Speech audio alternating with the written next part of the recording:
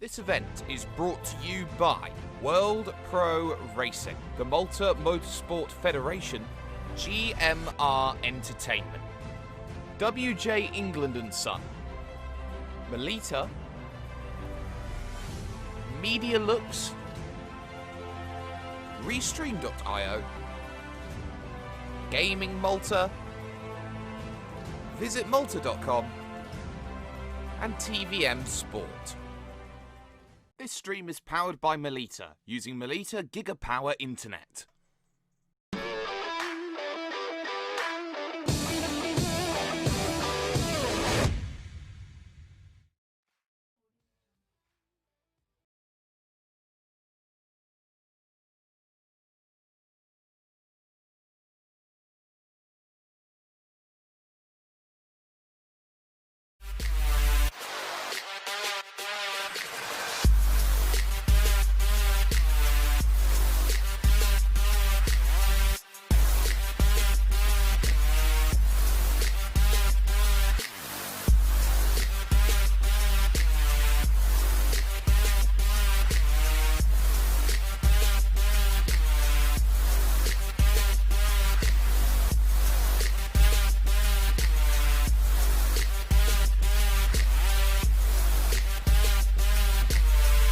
World Pro Racing, where sim racing becomes real.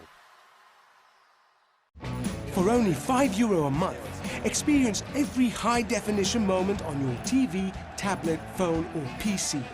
Great teams, great moments, and so much more. TSN from Melita is your ticket to stay in the game.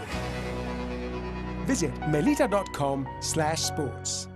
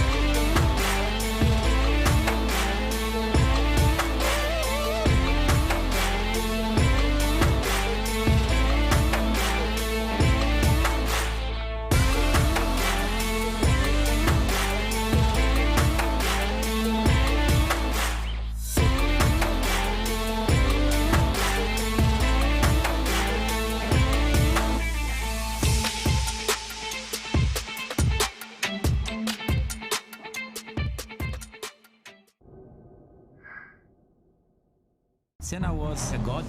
No one could even dream to follow him. I'm from a very humble background. The role of women at that time were really difficult. This is so dangerous. You are risking not only your life, but also my life.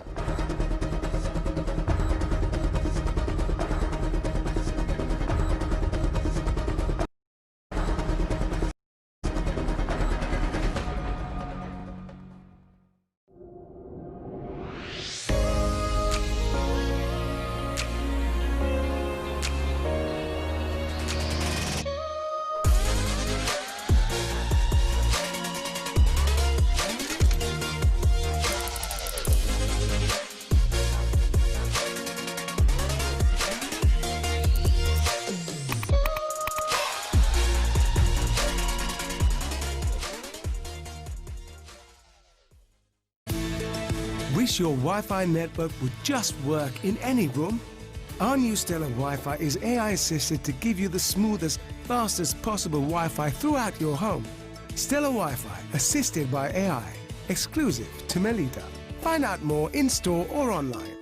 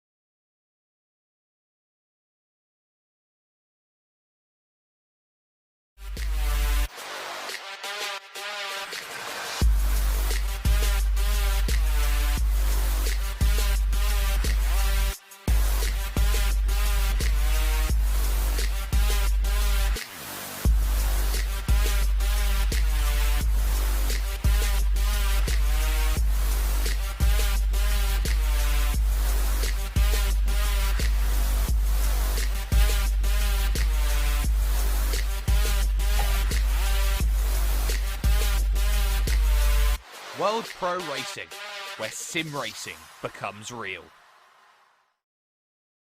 Round 3, and of a 4-round championship, this is crunch time. You need a good result here to build momentum to the final round of the championship. It's been 2 back-to-back weeks, and this is the third of a three-peat, so to speak. And here, when it comes to racing with World Pro Racing, this is going to be absolutely fantastic to get yourself involved with to watch right now. It's the third round of the HyperX Endurance Series, and it's live on World Pro Racing's YouTube, Facebook Live, and Twitch as well, on TVM Sports, on motorsport.tv, and of course on ESTV, the Esports Television Network. My name's Jake Sperry, that's Nicholas Hillebrand alongside me as we bring you action today from the Interlagos circuit in Sao Paulo, Brazil, a track which, for all intents and purposes, is absolutely fantastic. I don't think there is a better circuit for racing action than this one. It has absolutely every element that has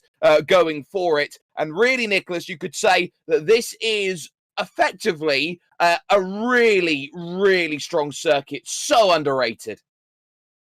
Hello, everyone. Yes, you're definitely right, Jake.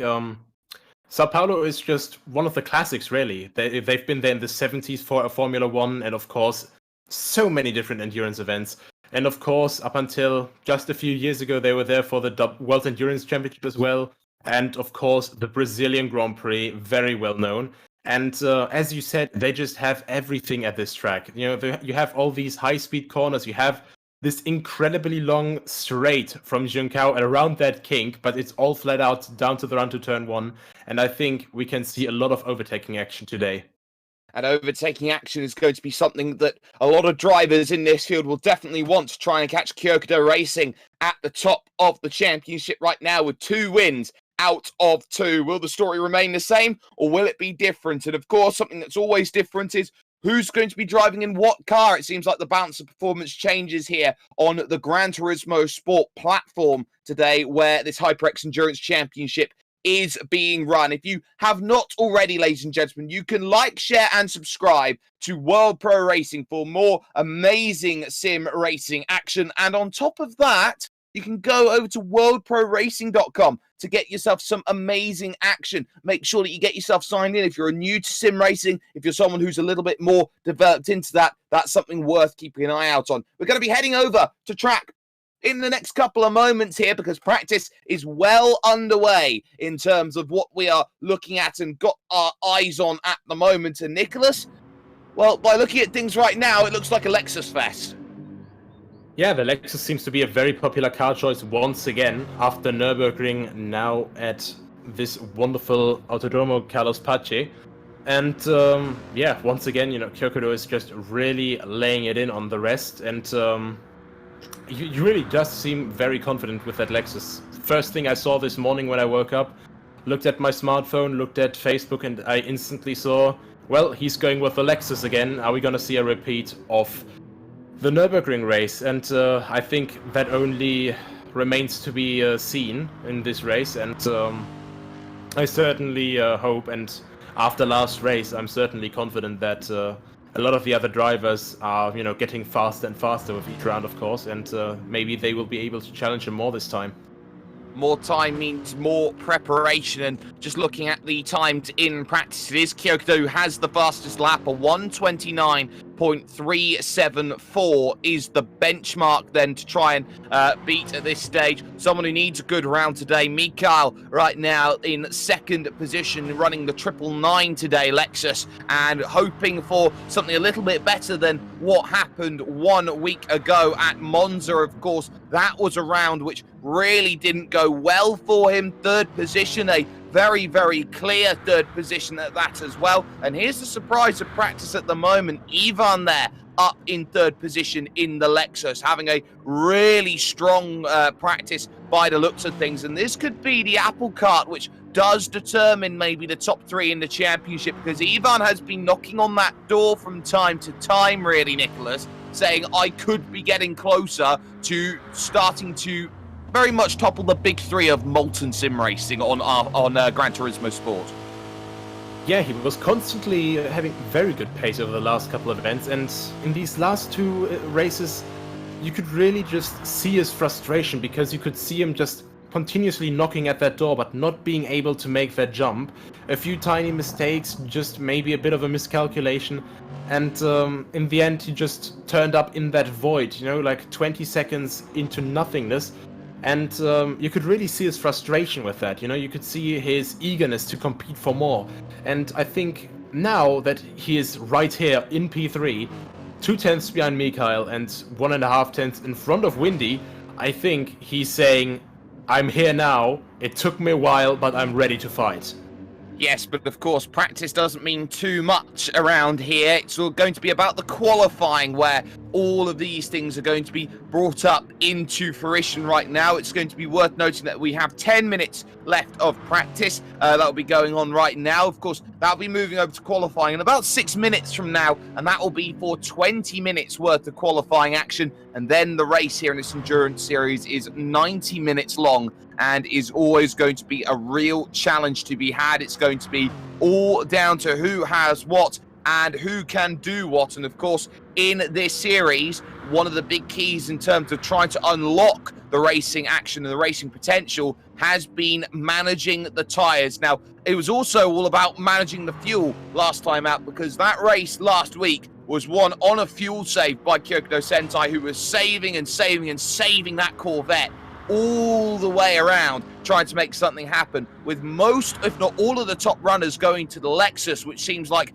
the most balanced vehicle out of all of them here today. There's Shalinu in a Lexus in 5th position. Then I think everybody's going to be thinking about, okay, well, if it's effectively one class, one manufacturer today, then maybe we're looking at this going, well, who can pick up a little advantage? It's not necessarily going to be fuel today, but more rather tyres, but demand doesn't matter about that. Aston Martin all the way. Yeah, there are a few stragglers just still keeping on to other cars. And it's actually quite interesting to see their car preferences. I think another one, I think it was Kenneth, he was actually going for the Mitsubishi. So another of these great Gran Turismo Vision cars here in the Group 3 class. And just really interesting to see. Mr. Colin here as well, back in his trusty Porsche. And yeah, he's also one of the guys, you know, he just says these cars may be fast here, but I'd rather stay with something I'm used to. I think last round he just changed from it, but from most of the races we've actually seen him in that Porsche. Worth noting that trusty Porsche has had a new lick of paint put on it. Mr. Colin is not in his traditional colourings there, so it's a brand new colour that is in on things at the moment. So we've also got Sasha here looking to try and make some progress in, of course, also the Lexus. Missed last round, was not quite in the right position for that, but I will correct myself right now. It's not quite a Mitsubishi, it seems. Here it is a WRX Group 3 spec Subaru that is out there on track for Kenneth. So that is something really outlandish and out there, and it's almost weird, and I don't know how to say it, to see a Subaru in GT3 spec. Subaru has always been, for me, associated with the rally concept and rally cars, and to see one in a GT3 spec is very out there. I'm going to be honest, for me it's weird to see the WRX actually in that spec, because you know, obviously they have the Subaru BRZ in the GT300 class over in Japan, which Sony is probably very, very well acquainted with, because of course the Group 2s are the Super GT 500 cars, and so yeah, it's very interesting to see that they're not going for the GT300, which already exists, but instead went for these different concepts for Mitsubishi and for Subaru, of course. The Mitsubishi being the Lancer Evo 10, I think, with that very wide body kit slapped on, and then, of course, the Subaru being the WRX.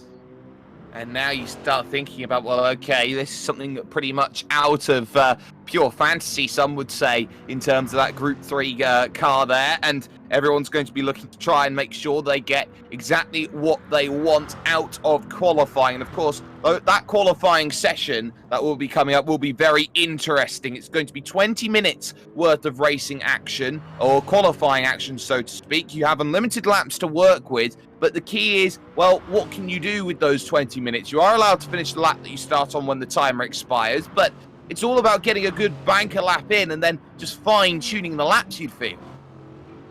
Yeah, and it's just really, really important here to just get that perfect lap in. You can see all of them just going to the limit there. That is Zhongxiao, the last corner, of course. Well, the last proper corner where you have to brake for on this lap. And it's really, really important that you use the track limits to the maximum. But of course, we already know from Monza, go a bit over that, and you get one hefty penalty that you're going to be busy with for a while. But yeah, I think a lot of people will struggle to get the perfect lap together here, especially because of that sector 2.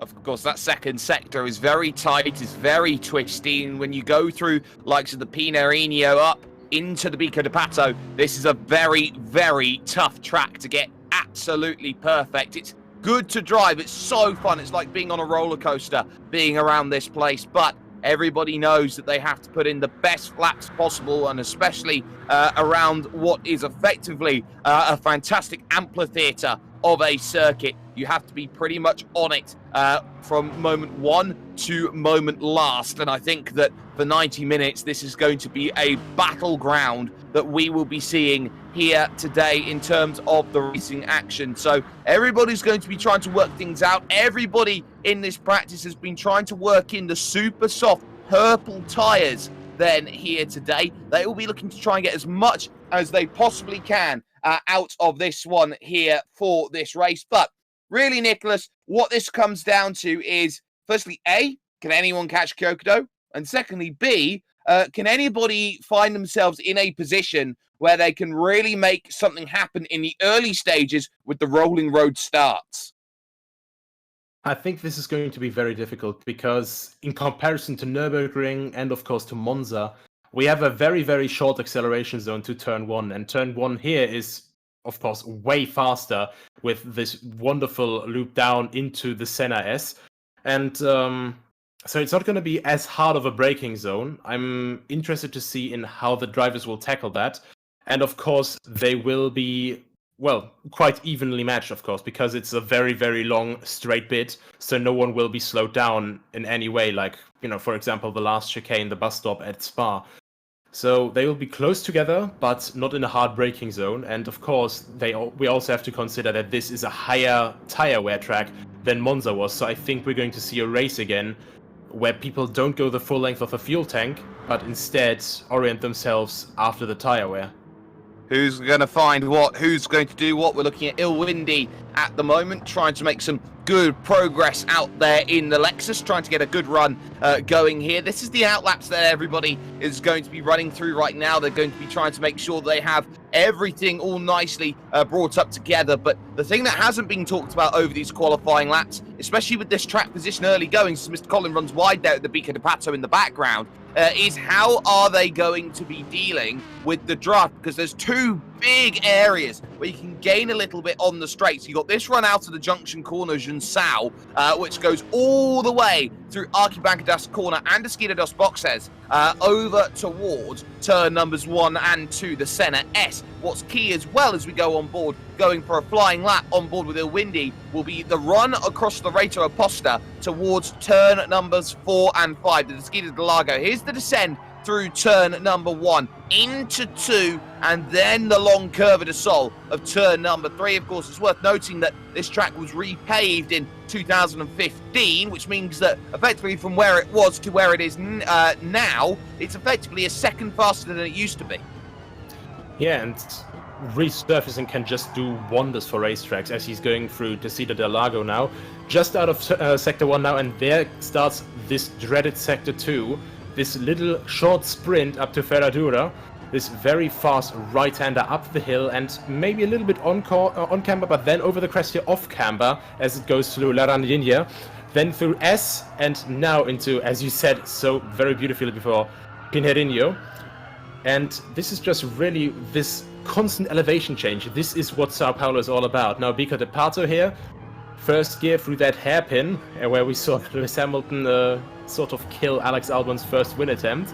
Then now through Magullo, the downhill left-hander, and now into Junsao, of course, one of the corners where you can still see bits of the last track there on the outside. Very famous, of course, for Kimi Räikkönen going off and trying to rejoin the track, but the gate was closed. So now he's going around the last couple of kinks here, everything flat out, and you can just see Windy right behind his name brethren. And that's definitely going to help him for his lap time, except that I think it might have been... Oh, wait, actually, yeah, no, sorry. I saw that Windy's the wrong way around.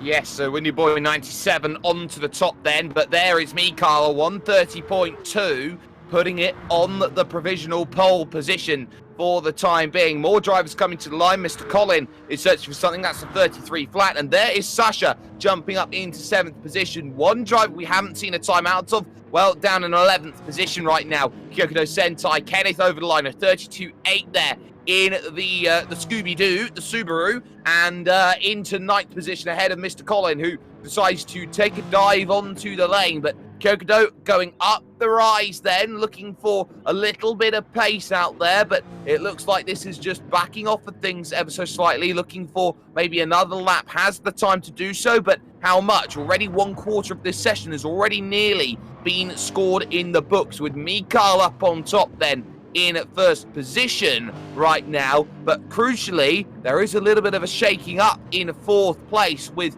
all of the Lexuses that are there, because that V12 Vantage, which is, you could say, vintage demand, is doing well. Kyokudo Sentai has done a 2:11 flat. I think it's very safe to say that that is not inside the 107% rule and is not a representative lap time.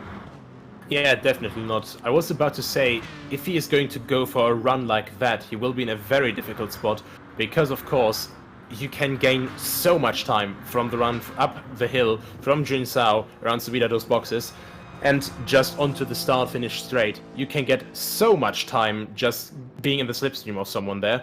And quite honestly, I think he will need that assistance here, because these lap times, normally Kyokudo is very, very easily one of the fastest qualifiers, as we know. But I think he really needs the help here once, because you really see him slowing down right here, waiting for a car to come by. And I think that car is going to be Windy Boy. I think he's going to let a few guys through, and then he's going to try and get right behind someone. And ooh, that is a bit of a weird line. It actually... that was not the smartest way to solve that, I think. But yeah, of course, always very difficult to get in the out of the way right on time. So I think now he's going to slot in behind Mikael and go for his lap run. Quite honestly, overall, the best thing that Mikael could do right now, or as he just got a penalty, the best thing that Mikael could do right now, if Kyoto was still within his range, would be to slow down and not give him the pleasure of slipstream. I was almost going to say at that point that it looked like, say, Kyoto had hit the pause button and just waited for everything to go through. Maybe he got waylaid with something or had to make a personal pit stop, as so many a sim racer has been caught short doing before in terms of a race. But ultimately, I think he's just trying to find himself a little bit of a patch of land, try and get himself going again. And this is a very bizarre moment to let everybody go through and go for a big lap. Mikael at the top of the timing stands at the moment by 1.5 tenths of a second right now. And of course, a lot of drivers are looking to try and come into the pits then, not necessarily to top up their fuel. They start the qualifying session at 100%. Sasha improving to a 1:32 flat that jumps above Ilwindi and puts Sasha up into 6th position here out at the moment on track. I think the key here is maybe looking at, okay, well, who's here, who's there, who's got the best runs, and we're seeing a couple drivers going, well, 2 quick laps we can try, and then we can move on to, say, another super soft tyre, or maybe some going, well, we can go 3, we can go 4, maybe we can go all the way to the 10-minute mark and try and go through again as Mr. Collin finds a nice bit of improvement, and this puts him up into 8th position, which shows you 6th, 7th, 8th. They're not split by much. Yeah, and this is really nice to see, actually, because Sasha, MR2, Ilwindi, and of course Mr. Collin, they're a couple of the newer drivers that we've seen, but we've seen constant improvement from them, and they're actually not that far away from the overall leaders. So it's just really nice to see this constant growth all throughout the field, not just from Kyokudo, who's of course putting on amazing performance week after week, but also with Windy, Mikael, and Ivan continuing to rise against him and just trying to challenge him more and more. Daman constantly being able to challenge for that top 4, top 5, top 6 area, and Chilino, of course, also being able to be in that. And Sasha, MR2, Ilwindi, and Mr. Collin, all 3 of those guys, you know, they're also just slowly finding more and more pace. They're getting more and more comfy, and Chris Pitteri and Kenneth, we've seen quite promising things from them as well in the last couple of weeks. We certainly have. Of course, it's so easy to find a little bit of time when you're maybe a little bit further down in the pack. You can find tenths of seconds, almost half a second, sometimes even seconds from track to track. You look at different places out there. You look at the front guys, they're searching for tenths, a tenth, a half a tenth, a hundredth sometimes, as Kyokudo again looks like to be coming around. Mr. Collin does find more improvement, jumps up to 7th, ahead of Ilwindi on a 32.056. So Kyokudo back then into the pit after that opening stages. So now with 11 minutes on the clock, there is your pole sitter as of current. Mikael here is going to be trying to go through and gaining that time. And here we go on the brakes into the Junsao corner. You can see a nice amount of curb taken on entry and a minimal amount there on the exit. People seem to think that curbs make you faster by taking as much as you can on entry and exit. While that is always the case, you also have to remember it's a different property that you're driving over out there on the curbs. And of course, they are a lot less grippy than they would be being on tarmac. Yeah, and this different behavior in curves, of course, it's very, very difficult to completely gauge properly all the time. So they're attacking them quite viciously, of course, because especially in those slow corners, the Lexus with a longer wheelbase, it doesn't rotate all too well, so they have to go in for an early turning point to get the car rotated quickly so they can go on the throttle as quickly as possible. So they go as far on the inside as possible in these very, very tight corners, and I think further down the pack, actually, I think this is where the Porsche could shine a bit, because it has quite a bit of a smaller wheelbase. But same would also go for the WRX, if I'm correct, just by judging from how it looks compared to the Lexus. Exactly, and of course you can also say that if things go wrong around a track which has a lot of grass runoffs in many places, you can always revert back to the rally spec routes and have a save that way. Here is Kyokudo looking to make progress over towards starting a flying lap, and this looks like this is going to be a proper attempt here with about 9 minutes and 20 seconds remaining on the clock. We go on board then here, going through turn number 1 into 2, the center S, and now the Curva de Sol, the sunshine corner of turn 3, heavy over that inside curb, trying to find as much time as possible here. Windy Boy takes to the pits then with half a tank of fuel remaining in the car, but this is where Skidalago becomes difficult, and already up 1/10 of a second here in just the opening sector alone. Yeah, and Kyokudo's really attacking now. He was very, very dormant for a long time, so I was actually already starting to get worried for him here. But he's now attacking it fully, and I'm really eager to see now how much time he can get out, actually, without slipstream help in the last sector, because obviously in Sector 1 he's 1/10 up on pole position, and now through Sector 2 he's looking very, very solid, late on the braking gear, down to first gear, and very far on the inside of that curb. And we see that very nice and round driving style, so very, very calm turn-in points, very good throttle control, and there's 3/10 now. But let's see how it can hold up in the last sector. I'm really not sure if it's going to be enough here. I wonder if he's just been burning fuel over those laps, trying to get it all down so that he can have the best possible run a little earlier than others. Coming towards the line, this looks fantastic. This looks like it's a 29. Oh, you bet it is. It's a 29.8 over the line. Puts 4/10 of a second through on Mikhail, fastest in every sector around the lap, and that shows you how good of a lap that is, because it was purple absolutely everywhere. I take back everything I just said. This is just incredible. He didn't have any slipstream help whatsoever, and still goes 1/10 faster in the final sector, so either he just carried absolutely humongous momentum through Junsao, and then just kept it upwards and then minimized the road he had to take by staying on the inside, or he's just genuinely putting on legitimate witchcraft here. There's Demand jumping up into 4th place on a 1:30.6, and that puts a perfect bridged gap between Windy Boy 97 and Ivan Birmingham 46, who are both with a quarter of a second and 2/10 of a second between them respectively. He's 8/10 off the pace, but I wonder really around this place, this doesn't seem like it's an Aston Martin paradise, but for Demand to put it up in 4th place, that's a cat amongst the pigeons. Yeah, and it's just generally quite nice to see that screaming V12 among all these growling V8s. And, well, we pretty much have 2 of the screamers here, of course, the Porsche and the Aston Martin. And both, of course, are, well, the wildcard choices, really, if you compare them with the focus towards the others, because, as I said numerous times before, the Aston Martin is still a very, very old car. I think it's from 2012, if I recall correctly, and of course the Lexus came in 2015 or 16, so a lot more downforce as well, normally, and that Aston Martin is of course really squealing on its last bit on these tires through that sector, and he's keeping it within 1 second, so quite impressive work from Daman here, but this long straightaway, I think, is going to be his big strength.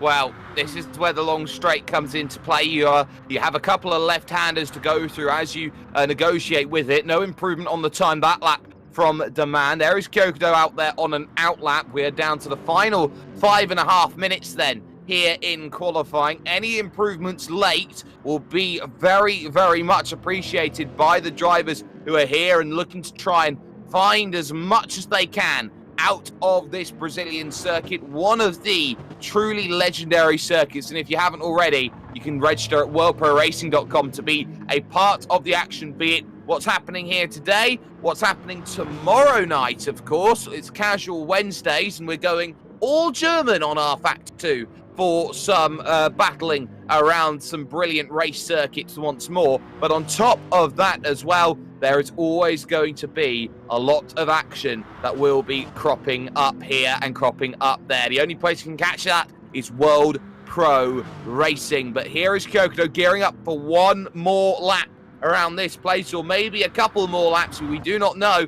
But of course, time is going to be so important to find. Worth noting that we are in evening conditions as well, so this track theoretically should be getting a little bit colder the longer that this session goes on. Yeah, and I think especially on the super soft tires, the softest ones available, I really think that it's going to be a big benefit to have a much colder track than before, because these tires, of course, due to being softer, heat up a lot more. And with a colder track, actually, it's in the morning, so it's getting nice and bright here. So by that logic, it must be heating up, but very slowly, of course, because of course we can barely see the sun yet. So I think, yeah, the early times, if you want to go for a very, very fast lap, you must be doing it now rather than later, because of course it heats up slowly more and more. So yeah. There's also the point of contention as well, Nicholas, that tyres come into an operating window. They don't like it too cold. They don't like it too hot. We think that tyres have a Goldilocks effect. Shalinu does find more pace, sets a 1:31.1, moves it up into 6th position in the Lexus. So that's really something that Shalinu's happy about. Here is Kyokudo coming towards the line, though. Is there... Oh, yes, there is. There's 4 more tenths of improvement. And now he's 7.5, almost 3/4 of a second quicker than anybody else. I really have nothing to say about that, other than you're a wizard, Kyokudo. That is absolutely incredible. That's maddening. How do you get that quick around everybody else in the same vehicle? Chris Pateri, a 1:32.1 over the line, finds a little shade of improvement. We're looking at Ivan here in 5th position right now. Just 2 minutes 36 remaining on the clock. And as I say, that 4 more seconds have been taken away. But Ivan knows what he needs to do. He needs to find a little bit of pace. He only needs 0.2 of a second here to jump up ahead of the man running in that Aston Martin. So climb up the hill, little wiggle there on the power, having to correct some steering there. Going through is the number 46, as is usual with Ivan here in this series, making a push over towards the start-finish line. Is this going to be an improvement from the driver in 5th place? The answer to that is no, but here comes another opportunity as we look at the man right now going up the hill towards the horseshoe corner, Ferradura. Yeah, I think the man really has found a good window here. Just completely clean traffic, and I think that would be working best for the Aston Martin. And he's really making good use of that car. It's really refreshing to see, these wild cards basically just trying to fight on against the majority choice. Let's call it that. And yeah, what can you say other than, it's a very solid performance from him. He was constantly knocking on this 5th place, 4th place position for the last week as well. And now it seems that he's found that last bit that he was missing at Monza, much to the dismay of Ivan, of course, who was hoping to be closer to the front runners instead of, well, getting relegated down another spot. Meanwhile, Windy has improved by another bit, by at least 1/10, I think.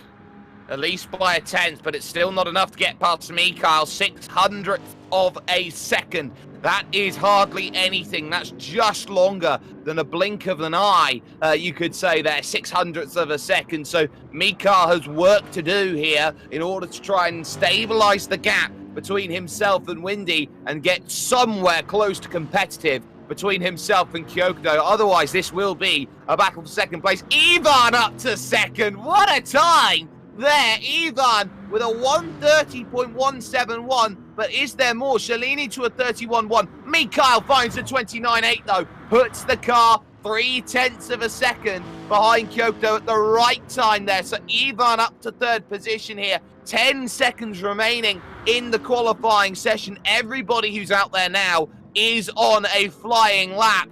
But ultimately it comes down to who finds a little bit more when they need it the most. The finish is pretty much up, so they have to go and finish their lap times here as they try and find that progress. Sasha improves then to a 31.3, remains in 7th position overall, with Shalinu's time, Demand's time, and there is Windy in 4th, who will be taking the big narrow line over to the line. Any improvement? No. So Windy Boy will start no better than 4th position here in qualifying. An upset for the books. Kyokudo's already over the line and finished, so will not find improvements. Demand improves but stays in 5th position on a 130.594. Kenneth finds a bit of improvement, 132.3 there in the Subaru, so does an okay job with that. But it looks like the main pretenders here have made most of their attempt over towards the line, and it looks like Kyokudo here has pole position nicely wrapped up.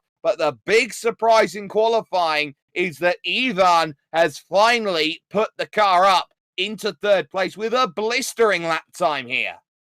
Apparently just out of nowhere, and it's just the nature of these qualifying sessions. You just think you've seen everything, and suddenly it comes bam, bam, bam, and everyone's just suddenly improving. Mikael just coming out of nowhere, reducing to the gap that Kyokudo had by pretty much half of it. And Ivan, of course, with that sudden jump, that was what he was hoping for, and I think that he's going to be very satisfied with that. And why wouldn't he be in this situation? You look at a driver like him right now and you go, well, how on earth do you stop him? We've seen it through every race here with World Pro Racing. Kyokudo has not been beaten in any event. He has gone close to being beaten on only one occasion. That was at the great circuit that is Mount Panorama Bathurst, arguably the second most iconic street circuit of all time behind the Circuit de Monaco. But what you have to look at right now is, okay, what's next? It's 90 minutes. Anything can happen. And you know what? Anything can happen if you can upset a driver into turn 4, for example, as everybody starts lining up. And with the way that this seems like it's going to be a short blast here in terms to the start of the race here, Nicholas, it looks like Kyokudo may not have everything his own way. Yeah, it definitely doesn't seem that way. Of course, pole position is where you want to be for these races. But also, if it doesn't, if my eyes aren't playing tricks on me, the gaps seem to be quite a solid bit closer than they normally are for the rolling start. And now he's off. And they indeed are quite a lot closer, because that is just 0.5 of a second instead of the usual 7 or 0.8. So Mikael right on the tail of Kyokudo, and this long train is now making its way through Cova do Sol. And they all get through cleanly, as they have tended to do here in this series. Kyokudo with a margin, but this is where the draft comes into play for Mikael as they go on the brakes into the left then of the Desquita de Lago here, turn 4 and 5, next to the lake. They are, as they go up the hill towards the Ferradura corner, which is all about drawing the tyres through here, uphill, right-hander, such a committed corner. This is as you go on through, and now you've just got to hope that you have a really nice middle sector. Look how aggressive every driver is in terms of trying to get as close to the inside as possible. You can see them 2 tyres in the grass as they go through the corner. They're not going to get penalised for that, but they have to be careful about doing that too much. Ivan already under pressure. Windy Boy having to make moves early here in this race. Needs to, must, in order to close that gap. Tied in the championship with Mikael for 2nd place. Must find points. At the same time, Mikael really hasn't let go of Kyokudo yet, so we have this very, very long slipstream train here. I wonder how much time they can actually gain behind the next car ahead. And, well, these 0.7 definitely seem to be far too much to be able to be within an attacking position, but it's still, well, around 2 to 0.3 that Mikael was able to gain back, and I think it's really strike upon strike. Now with the attack here, that is a 1 second penalty. I think that was a bit over the track limits there, or maybe for contact. I think that was contact.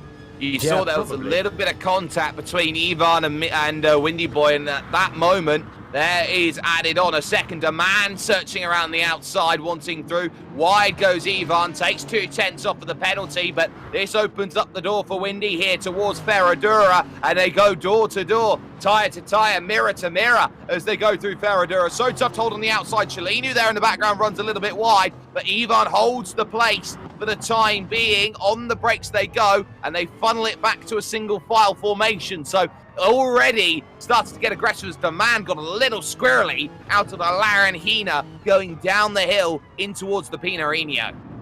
But look at the gap already between P2 and P3. 2 seconds. This is all just time loss from battling, of course. And while it's spectacular, and of course I think they're all having fun there battling here on track, I think Windy is not having a particularly great time because his second place rival in the championship, Mikhail, he is just driving away right now and he can't do anything against it.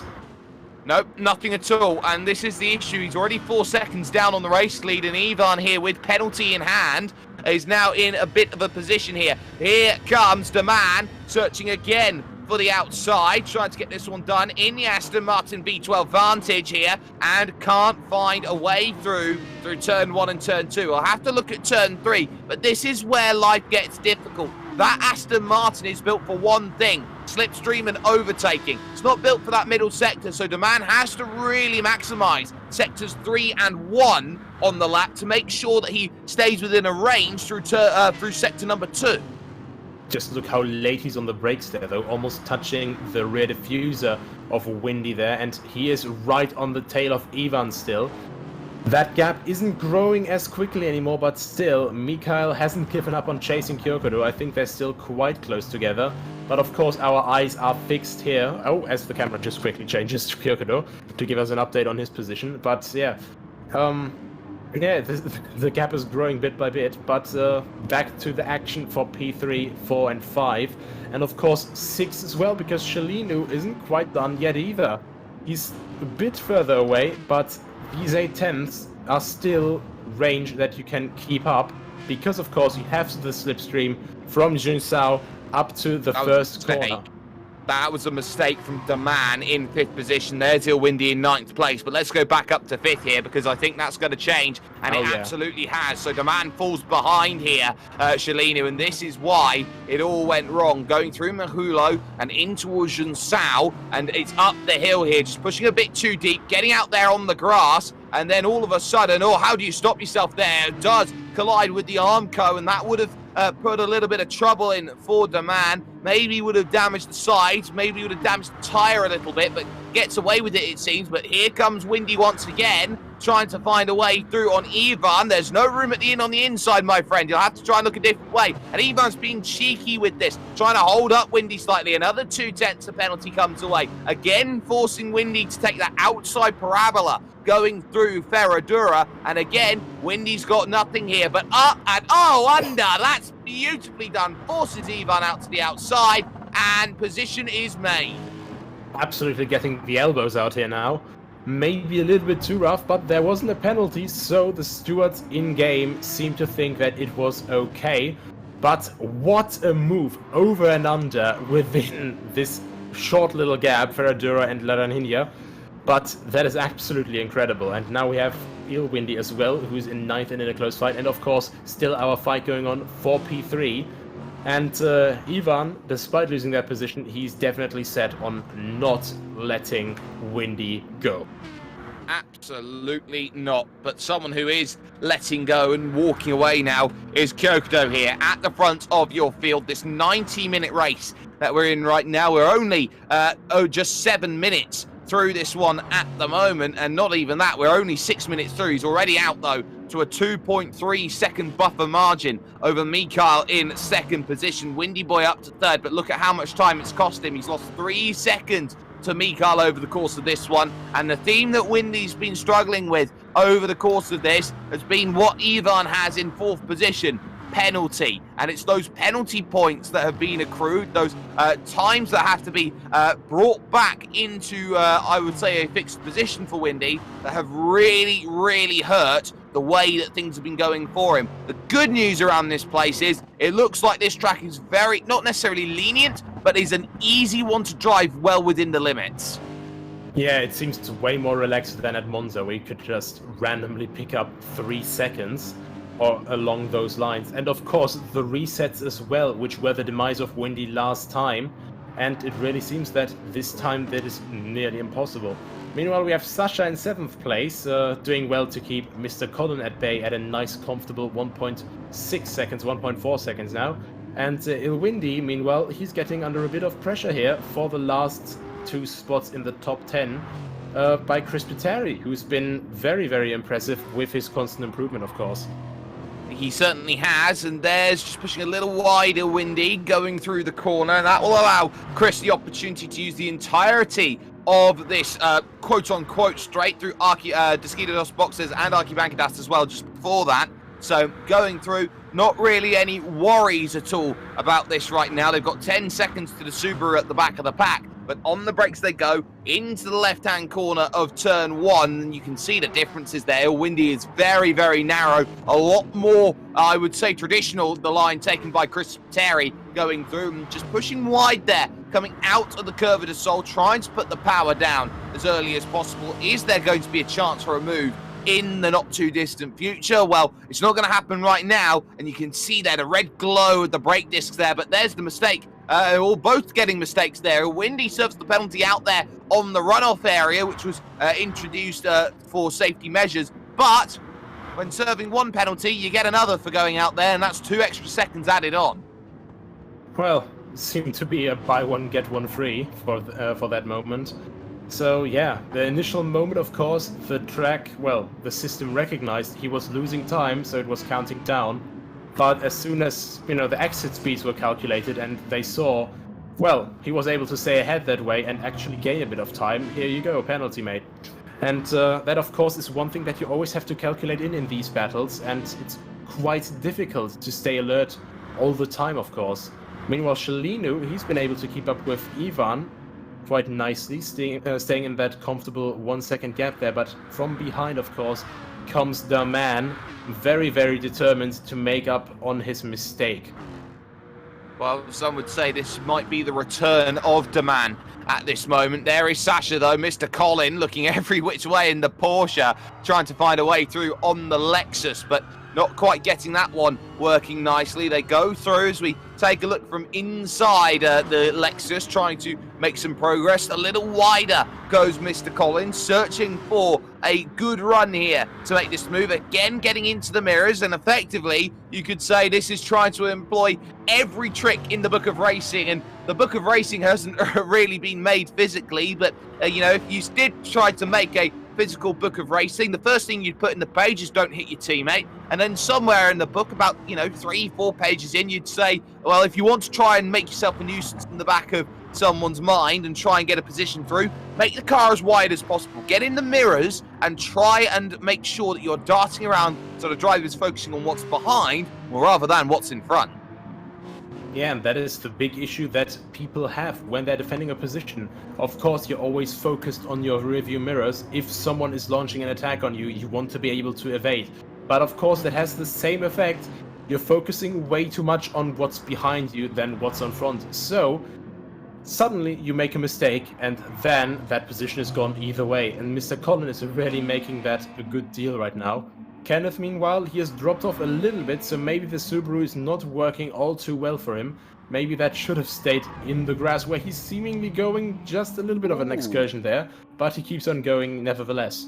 We have pitters, so Ivan and Shalinu then, after just 11 minutes worth of racing, they come in and out for a new set then of super soft tyres, and that will be a very concerning pit stop, as Ivan has actually now fallen behind Shalinu, who's legitimately just gone on to a fresh set of tyres and seemingly hasn't put any fuel in the car. Now, this is going to be something really interesting, because if they're only going 11 minutes on the super soft tyre, then what does that suggest? Well, firstly, it suggests that it's an 8-stop race today for those drivers. They stay on the super softs from now to the end. I doubt that's the case. So what's the more reality that we're going to be seeing from these drivers? Maybe we might just be looking at the soft compound tyre being applied onto the vehicles, or maybe if they want to go further, that yellow-walled medium, which could be the next port of call if things really do get dire and desperate. Yeah, and I'm quite just thinking at the moment, because it definitely seems that it's the same play as with Nürburgring again.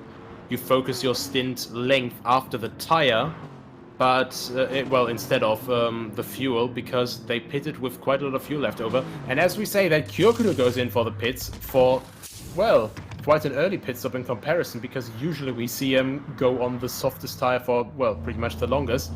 But Daman follows suit, puts in a bit of fuel probably as well, just like Kyokudo just filled up a little bit. Sasha comes in. And who else comes in? I think that is also, yeah, Mr. Collin comes in as well. So the first wave of pitters is already in. And now it's all down to the guys who stayed out. Mikael and Windy, what do they make of it? Can they gain some time maybe with taking this a bit longer and then in the long run maybe saving a pit stop?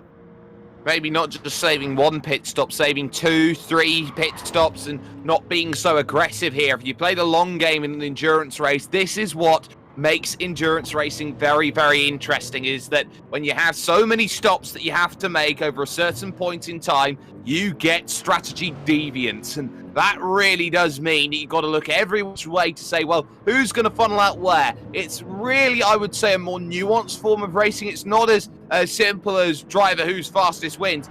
Got to make sure that the strategy is working out. So now you start to wonder, okay, who's where? And actually, how much of a tyre drop-off is there in the super soft tyres that they're having to pit after maybe 11, 12, 13 minutes? It is also worth noting that Kyokudo only put in 1/6 of the fuel tank back in terms of that stop. Yeah, and I think, honestly, it speaks books if, you know, our Kyokudo, the guy who constantly lets his tires live forever, if he's so concerned that he instantly replies to, well, the tire strategy of people who are a bit further down the grid. But Windy now making his way in as well. You could see him just completely just hauling everything off the engine of the Lexus into that pit lane with maximum speed. But yeah, he's coming out quite a bit behind now, I think. Yeah, that's quite far back actually, because that was, I think, a bit longer pit stop. Well, this is one of the things here in terms of actually stopping in the lane time and getting out, as Ivan is ahead again of Shalinu in what is now 3rd and 4th position here in this race. Windy Boy has dropped behind everybody then back into 6th position by pitting so late. What is worth keeping in mind here, Nicholas, is actually that normally you have an automated lane process. So it's automated when you come in, it's automated when you come out, and you can only put the power down once you're past the line. What's key about this pit lane is it doesn't have a necessarily long pit entry, but pit exit, the line, compared to where it is where you start, where you can actually put the power down, you're actually spending a couple of corners, effectively not doing a single thing. So that's going to mean you're going to spend a long time just looking over your right-hand shoulder, so to speak, and going, oh, please don't be quick. Yeah, you really get under a lot of pressure, and then now Mikael is heading in. But I think these tires are definitely gone, so I think Kyokudo definitely did the right choice there with that pit stop that he did. Are they not changing tires?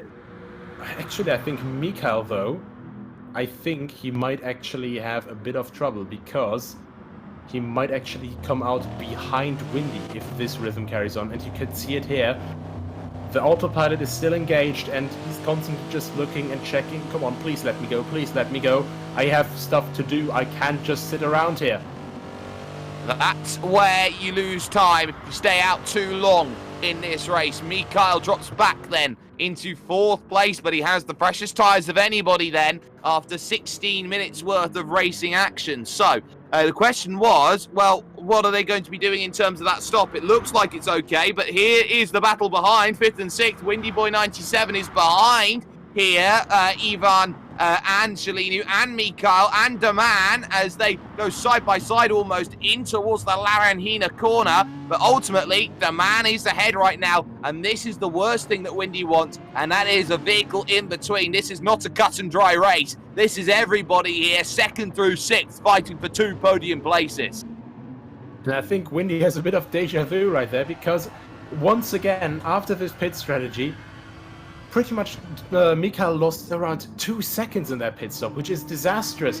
But now that Windy still can't get past the man in 5th place, he's once again blocked from his direct championship rival just by another car, just like with Ivan at the very start of the race. And of course he's going to be fuming in that cockpit. Is he pitting again? I think he's pitting again. He's pitting again. And that's interesting. So this will be a change of strategy, you would feel, at this point, going into the pit. So had, what 2 laps there on that set of tyres and going for something completely different then? So this is going to have to be, okay, there was going to be a stint late in the race where I was going to have to come in with a couple of laps to go. So maybe I can flip the script here, get myself some track position right now, not have to fight behind, and maybe try and work this out going on the alternative. Yeah, but the big issue is now, well, either it's the biggest undercut we've ever seen, since we have so long in the race still to go, or he just really outplayed himself there, because of course, the difficulty here is, as he has no doubt noticed by now, Wendy that is, if you're stuck in traffic, you are stuck for quite some time.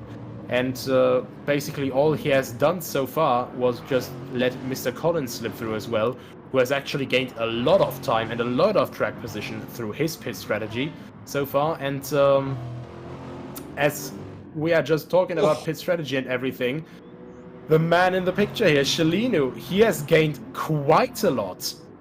But has lost almost 10.5 seconds to the race leader, Kyoto Sentai, at the front of this field. So they've lost a lot, but Shalinu here is going to have to probably have the widest car in Sao Paulo. On the brakes, into turn numbers 1 and 2, the Ayrton Senna S1 legendary Formula driver, 3 world championships, tragically lost his life at Imola in 1994, which brought a brand new wave of checks in and a brand new element in terms of racing, which made everything quite a bit safer. But on the brakes into turn 4 goes Shalinu right now, pushes a bit too deep, loses it on the curbing, and here comes around the outside Ivan. Pick this up, there's half a second's worth of penalty added on top of that. Now, where do you go here if you're Ivan? Another wiggle from Shalinu, who's probably heated up the tyres a little bit too much. Mikar's down the inside, pick one off and try and pick this move easy. Mikar's got it, so there's 2 positions gone in the space of 2 corners.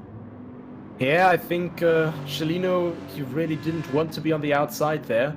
Tried to just defend for the inside out of Desida do Lago, but that didn't work out in his favor because, of course, of Ferradura, you want to be on the inside to have any chance of blocking an attack. Of course, that doesn't hold back everyone, but it's pretty much a foolproof method, except for those few exceptions.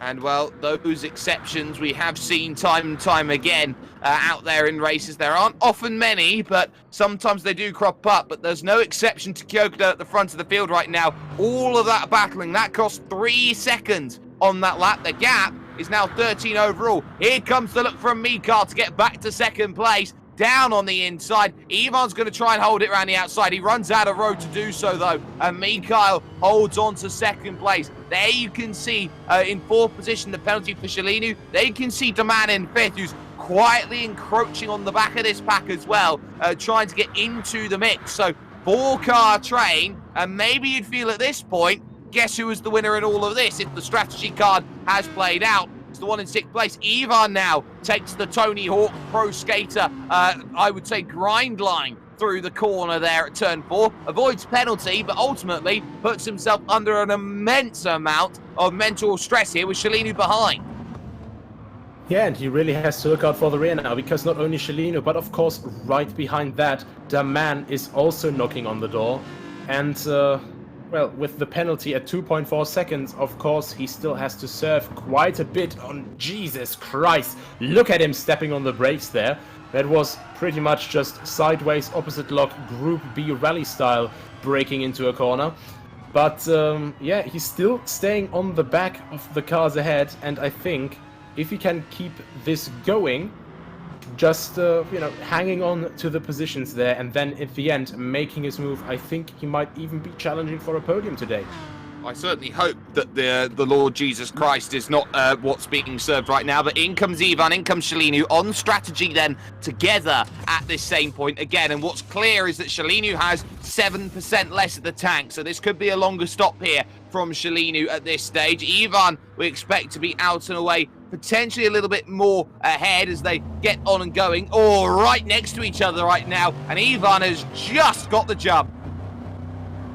Yeah, and Shalinu, though, he's not just living that down. you can really see his headlights reflecting off of that purple magenta-ish color in Ivan's car there. You can barely see the yellow 46 of Valentino Rossi, of course, in the back. And yeah, this is these very close pit releases, door to door, as you would say normally, but bumper to bumper here, because of course they're right behind each other. And I think even with this new pit stop done, Cellino doesn't want to give up, does he?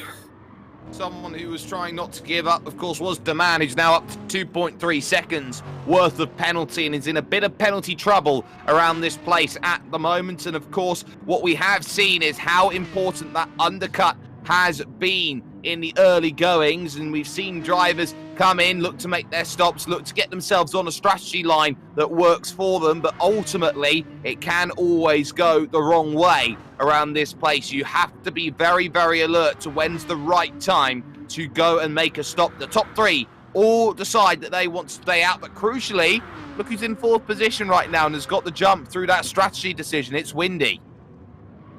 Yeah, it's going to be really interesting to see how the remainder of his pit stops will play out, but crucially, he has clean air right now, even if he's starting to drop back a little bit here. I think, you know, just maybe struggling a bit to get everything off his limit onto the road. Sasha pits, Chris Pitteri pits, so we have the next pit phase throughout the entire field, and by that logic now, Windy should be pitting in around 2 laps.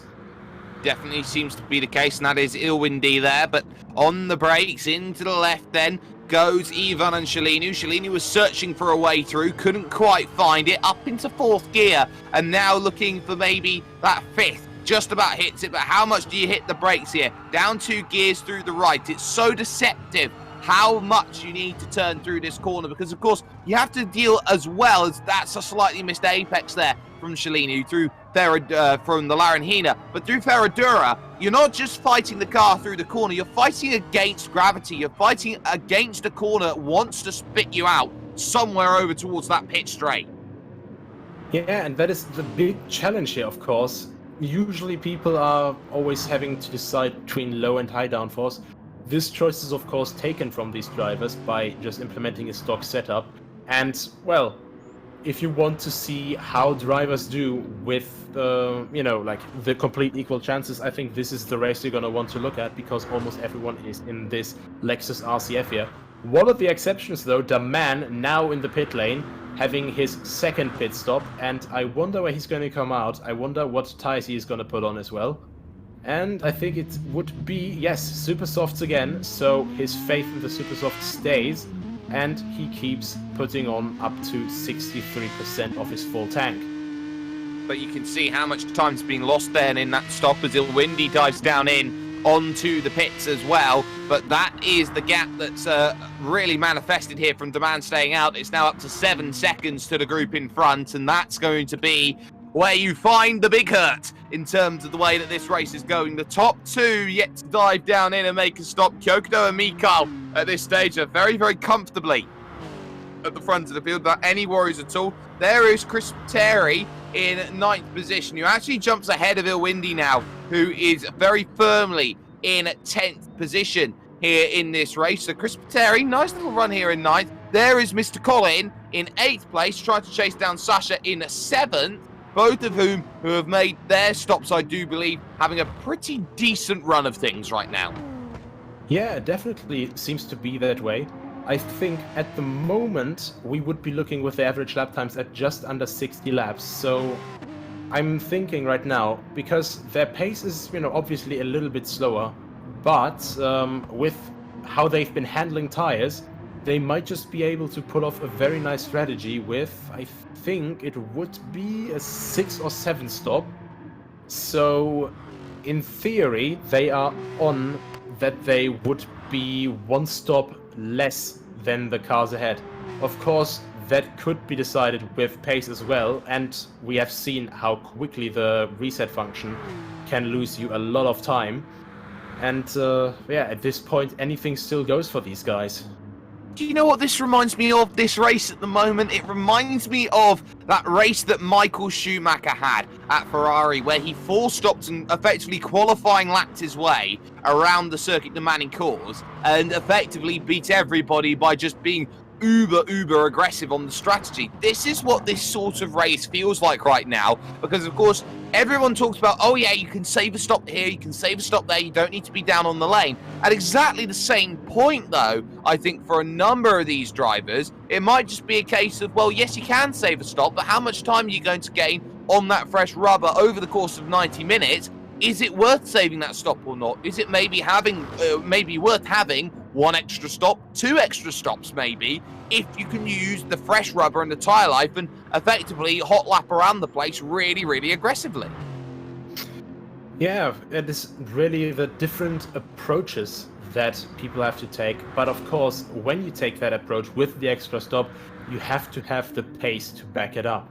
And I think that is going to be the big difficulty here. Of course, we have accelerated tire wear and fuel usage, so you really have to make the most out of everything. So a lot of pressure for these guys, a lot of micromanagement.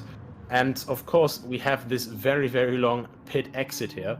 But funnily enough, as you said, this race, the 4-stop race with Michael Schumacher, Magny-Cours, that is actually, well, I would argue a quite similar track to Sao Paulo, because the middle sector is very twisty and a bit slower, but the first sector, a lot of fast corners, and the last sector, of course, middle speed, but still quite fast. And this is going to bring back some childhood memories of mine, and this is also going to date me a little bit, playing F1 Career Challenge on the original Xbox and going around Magny-Cours and absolutely flinging it through the final sector and doing about 1 minute 4 lap times or something like that around it on a controller. It was absolutely blissful times, of course, back in the youth. But we're here at Sao Paulo, of course. Another track was on that fabled EA Sports title, may I add, as well. It's not often that you get to say that with EA Sports and racing games these days. But ultimately, wide goes Shalinu, who had just found a way through on Ivan, who was up now to 1.2 seconds worth of penalty. So the positions have swapped, but here's Ivan looking to be hyper aggressive through Archibankidas, through Skidados boxes, and now towards turn number 1 they go once again. Ivan then on the outside's got to be very coy with the way this move's going to happen. On the brakes you go. You know what? I'll just lift out of it, roll off the throttle, and take 2/10 off my penalty. Yeah, but also when you do that different line, you can stay on throttle a bit better. You can get a bit of a swing motion here and then try to slingshot your way past on the Reto Oposta, moving down to turn 4, and he's just not quite able to get alongside in braking. So Shalinu stays P4 for another, well, not another day, but maybe a couple another minutes or until the end of the race. But Ivan's not going to let that sit. He's constantly looking down the inside. He really is a master here. Once he actually gets to race people when he's not in the void, to put some pressure on others. Exactly, and there you can see Shalinu taking a much more narrower line through the Pinarino corner. That would have checked both of them up then as they slam on the brakes into the Bico de Pato, the Duckspill corner. It's the tightest corner on track, and that's why, because Shalinu's now got to be careful. Kyoto goes in to the pits with 1% of the tank remaining, so this is going to be a long stay, looking to fill the car up, looking to get back out there and going again. Wide run Shalinu here, and Ivan tucks in underneath, so we'll catch a replay of this one. Kyoto should maintain hold of the race lead in this one, despite Mikhail not yet making a stop. But this is where it all goes wrong for Shalinu on the brakes into Junsao. Slightly misses the apex on the inside, carries too much on the outside, and there is grass for you as we go back to live coverage of side-by-side into turn 2, and Ivan sniping back the position. Yeah, but, you could say that Shalinu, well, as a German saying goes translated, he had luck in bad luck, because that could have gone way worse with that acceleration on the grass there. So he got off very lightly and is still able to fight on for the position, unlike Daman a lot earlier in the race. Well, we know that Ivan can defend. We saw at the Brands Hatch Challenge that he, before he crashed out of that event, he was very apt in the way that he placed the car and made life very, very difficult. Shalinu again taking that big wide line, and Ivan just nice and narrow, taking the racing line, now builds a gap of 0.7 of a second, and Shalinu has effectively taken himself out of the fight right now, with Ivan just slowly whittling away, a tenth at a time, every single time here for third and fourth. It's worth noting that Windy's made another stop here, has dropped back down into 6th position, so effectively it's a stop behind Kyokudo and even Mikhail as well, a little bit further on, who's yet to come down in and make that stop. On cue, in comes Mikhail to make a stop. Chris Pateri, though, fighting it out as Kyokudo will regain the race lead. Chris Pateri and Mr. Colin right now fighting for 8th and 9th place. Yeah, and this is really fun to see. These two cars, completely different concepts, mid-engine and a short wheelbase, and that is not the way he wants to go, I think. Yeah, that grass really gets like ice, especially in these morning temperatures. And of course, slick tires and ice, I don't think that is a very good mixture whatsoever. That is not how you want to get going. Out of the pits then comes Shalinu, so it's clear that this is a very determined strategy call from Shalinu. He pits ahead of Ivan then to try and get onto a different strategy. Ultimately behind Windy, of course, who is there in 5th place, and they now put a lap on the Subaru there of Kenneth, who is down in 11th position here and is just trying to get around the 90 minutes without too many worries at all. But Shalinu goes through then, past there, gaining a little bit of time on the lap traffic. But now, Shalinu's got to think about this one, and I think every driver's got to think about this. Where are they funneling out in terms of strategy? Both Chris Pateri and Mr. Collin have come in and made a stop, but Mr. Collin's taken a lot less fuel in the tank to jump ahead of Chris Pateri. Yeah, I think Chris Pateri actually had a lot more fuel left over, if I recall correctly, as they went into the pit lane. One of them was definitely at around 17%, while the other was still over 30%. So definitely different strategies going on there as well, because of course, if you just try to keep out a fuel level, that was very, very close to the inside. Ivan trying to do the Max Verstappen Monaco approach there for the inside, just getting everything out of the inside line, and maybe a bit too much of everything, as we saw from Sparks. But yeah, if you have more fuel consistently, of course, for the last stop, you will have to pit much shorter, because this refueling process, of course, takes quite a lot of time. Well, here out of the pits comes Ivan. It's going to be just behind Shalinu, who is gone and away, and there's not much you can do from that point onwards then. So Ivan is in 6th place behind Shalinu, who is now in 5th.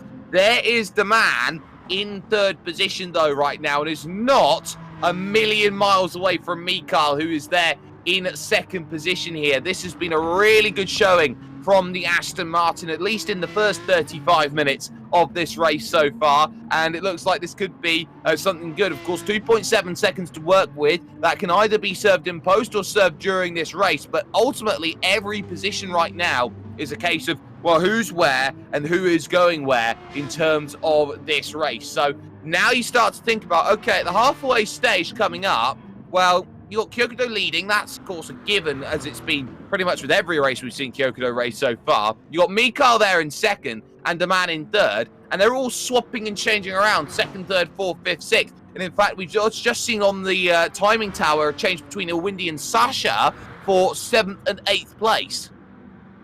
Yeah, so we have overall in comparison way more fights all the way through the field right now. But I think what is also really interesting to see at the moment is what effect this race will have on the championship standings. Kyokudo, of course, stays in 1st, but how will the rest of the top 4, the top 5, be affected? Because of course we have Mikhail and Windy at the same points at the moment, which will most definitely change. And then Ivan behind in 4th, but now having to fight with Daman and Shalino here. Having to fight with maybe a few people he doesn't want to. Of course, putting himself onto a different strategy, trying to get to the end, was always going to be a tough call for Windy. Of course, that 2-lap run on those super soft tyres, maybe it was one that was made a little bit early. We don't quite know. And this is the thing with endurance racing. You can make a decision early and you can say after, say, 20 minutes, 30 minutes that it hasn't worked. But it's not about 20 minutes, 30 minutes time. It's where you are when the clock strikes 0. Yeah, that is definitely one of the most difficult anticipations to make because, well, doing endurance racing myself for quite some time now, I know how difficult it is to just completely judge how the strategy is going to play out because there's so many factors always playing into it. And Windy, he really took a gamble just trying to go for that really early pit stop. I don't know if it was planned because it seemed quite last minute with his swerve into the pit lane. Maybe he thought he had a eureka moment or not, but he definitely took a gamble there, falling behind by quite a bit. And now, maybe it is actually playing off though, because he's now past Ivan, and if he pulls his stints long enough, he might actually be able to catch the man as well and get that 3rd place and limit the damage to his championship. Well, this is the key. The gap's 3.6 seconds out there on track. The man's got 2.4 seconds worth of penalty to serve. So effectively now, with the gap now down to 3.4 seconds, the gap is 1 second between them. You would feel in this race with 52 minutes remaining on the clock. The man here, I think, is in a very interesting position because if Windy's going to continue to be aggressive with the stops, this might be something that plays into the man's hands. But I think this could be a case of, well, that Aston Martin is just quietly going about business, not really caring about who's racing who right now, because that gap's come down by a second in just the middle sector alone. This comes down to, I think, the man wanting to run something different comparatively to everybody else. Yeah, and quite honestly, if you want to make people pay attention to you, of course it's an easy way to just choose a different car. But choose a car that is, well, seemingly slower than the rest and then perform well, and people will definitely notice you. As I say that, the man is now charging to the pit lane with 8% of his fuel left. Next tire change here. And what I've actually noticed just this race, they actually do have different tire manufacturers, because the man here, he has Firestone, while I think it was Windy or Mikhail or even Ivan, they were on Kumho tires, and I think on other races I saw before that they were on Michelin tires, so that's a quite nice little detail they have on this as well. They have a lot of details. Of course, there was that one time where I saw someone pick up the detail that the Tesla was being filled up with fuel, which wasn't quite the best thing that was ever going to be needed for a Tesla, if I should say so myself. The man gets out ahead of the lap traffic, though, and gets through that quite nicely. So that's working quite well. The man looking to try and make some progress. There is Shalinu in 4th and Ivan in 5th position. And you feel right now that those two drivers, they are going to be right next to each other every stage of the way from now until the very, very end. There is Windy Boy in 3rd position right now, having a quiet run of things at the moment. They're in 3rd position, but nobody is getting anywhere near that Lexus right now of Kyokudo Sentai. 18 seconds clear at the front. It's going to take a modern miracle to make sure anyone catches him down. Well, modern miracle or a quite big spin. Anything can of course happen, and when tires wear off, we saw with Shalinu and of course with the man as well, how quickly they can wear off and how quickly the car loses grip in that case. Now, Shalinu on the defense against Ivan. This is a battle we've definitely seen before this race, and quite honestly, I think this is a quite nice change of pace for Ivan as well. He was very much alone so far in the races, but now he actually has a playmate in the form of Shalinu, and of course now he's one position further down, so I think he wants to definitely get that position back. Yes, and it's all about that position, that one position here, that one position there. There is another thing that will be playing into the mind of Ivan, and that will be track position when it comes to the stops. We know they've slightly just fallen out of sync with their stops, but what will be key between Ivan and Shalinu is who has the track position, because that determines who's ahead at that point in time. We've seen it both ways, so to speak. We've seen Ivan there, we've seen Shalinu in front, we've seen Ivan in front, we've seen pretty much a flip-flop sort of scenario where they've been chopping and changing who's where in terms of the positions. They've just got to try and focus on their races, and they're clearly two very, very even drivers who are benefiting and profiteering off each other. Yeah, and as long as they don't get tangled up too much with each other, I think they can actually start gaining a bit of time with this, because they don't seem to hold each other up too much, and well, when they make moves, it's done rather quickly instead of, pulling alongside for the rest of Sector 2. So they make moves quickly and efficiently and then give each other a slipstream. And, well, if you can actually sort of coordinate that subconsciously with your opponent, then you guys can start working together and actually gain some valuable time. And it's that time, it's that tandem offense that you see so often that really does drag in a couple of drivers into a battle. Maybe not even if they're teammates, but if you just have someone you can work with, sometimes it really does pay off. Now, Deman is also doing some form of paying off. That penalty point is down to 1.9 seconds, being slowly whittled away right now. But the key here in terms of that stop was that it was a very long stop, put the gap to about 9 seconds as we take a little look at Mr. Colin, and then the battle behind us. It's a battle of those with penalties here. Chris Pateri 4/10 against the Windy 4 seconds. Yeah, and I think it's going to be quite difficult to get this time down without losing too much time. But of course, we still have 46 minutes go, almost 47 minutes actually, at Ilwindi also. He has quite a lot of pace in that, well, Toyota Gazoo Racing liveried Lexus there. And, well, that is a move done, but I think if he gets unlucky there, he might get another one, besides Chris Pateri actually fighting back. Yeah. And that is another second. So, well, we saw that in the Lexus before from Windy at Nürburgring, but I hope that Ilwindi has brought his picnic basket. His basket, his blanket, and everything else. There's contact through turn one. Shalinu and Ivan then colliding then at the opening corner as they went on through. Let's catch that on replay potentially then as they go on through that one. As we do get it, here is Ivan clearly having the gap. But this is a little bit late from Shalinu on the brakes. Has to try and serve it up and effectively gets right into the rear quarter panel there of Ivan's Lexus. So that is what happens when you outbrake yourself at turn one. Very good save from both of them, actually, though. So both of them staying on track, none of them going off, and actually maintaining their positions here. So, well, mistakes can happen, but what I like to see, Shalino visibly also backing off a little bit. And, well, figuratively in that way going, well, sorry, mate, I did a mistake there. So, yeah, just go ahead and, well, continue fighting.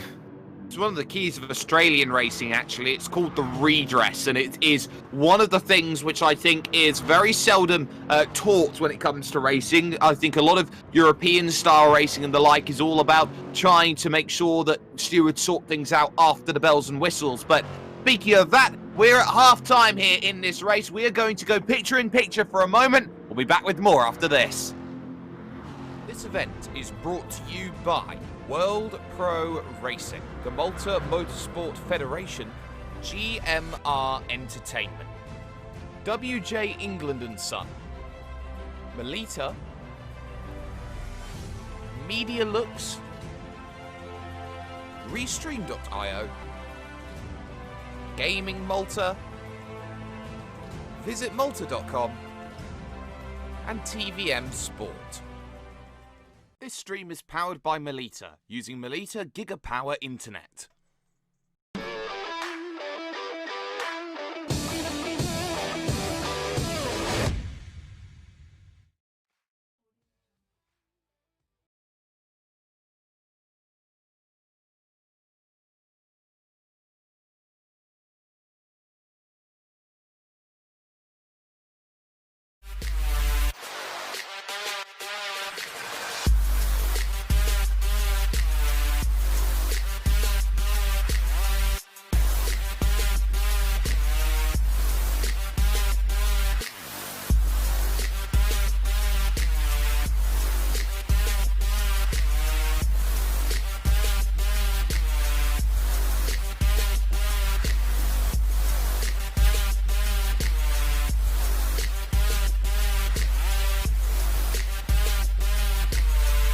World Pro Racing, where sim racing becomes real. For only €5 a month, experience every high-definition moment on your TV, tablet, phone or PC. Great teams, great moments, and so much more. TSN from Melita is your ticket to stay in the game. Visit melita.com/sports.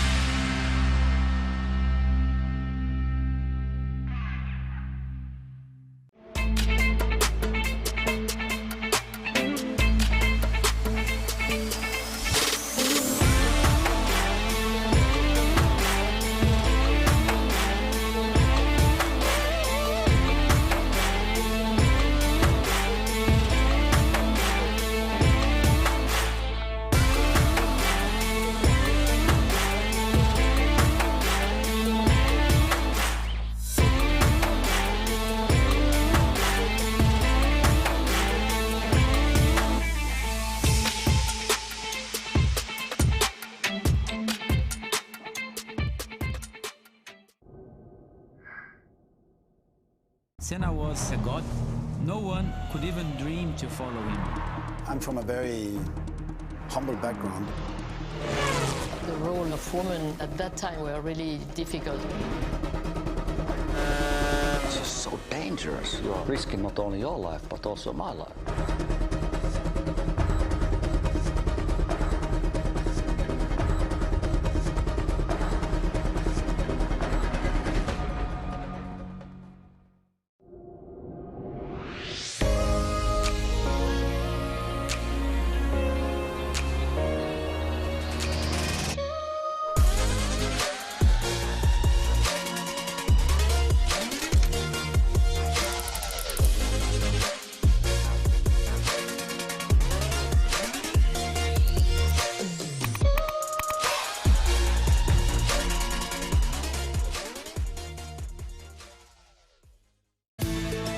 Wish your Wi-Fi network would just work in any room? Our new Stellar Wi-Fi is AI-assisted to give you the smoothest, fastest possible Wi-Fi throughout your home. Stellar Wi-Fi, assisted by AI, exclusive to Melita. Find out more in-store or online.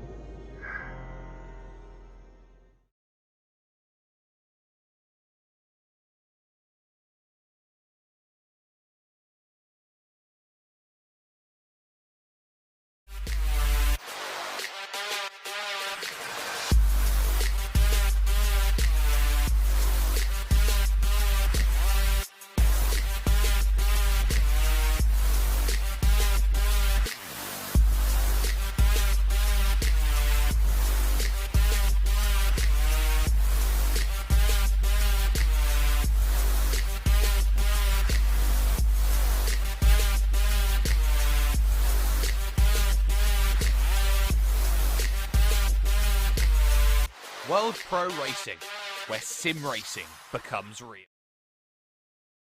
We've gone through a whole pit stop cycle then, as the man comes in with literally nothing left in the tank. Go and make the next stop then in the strategy right now.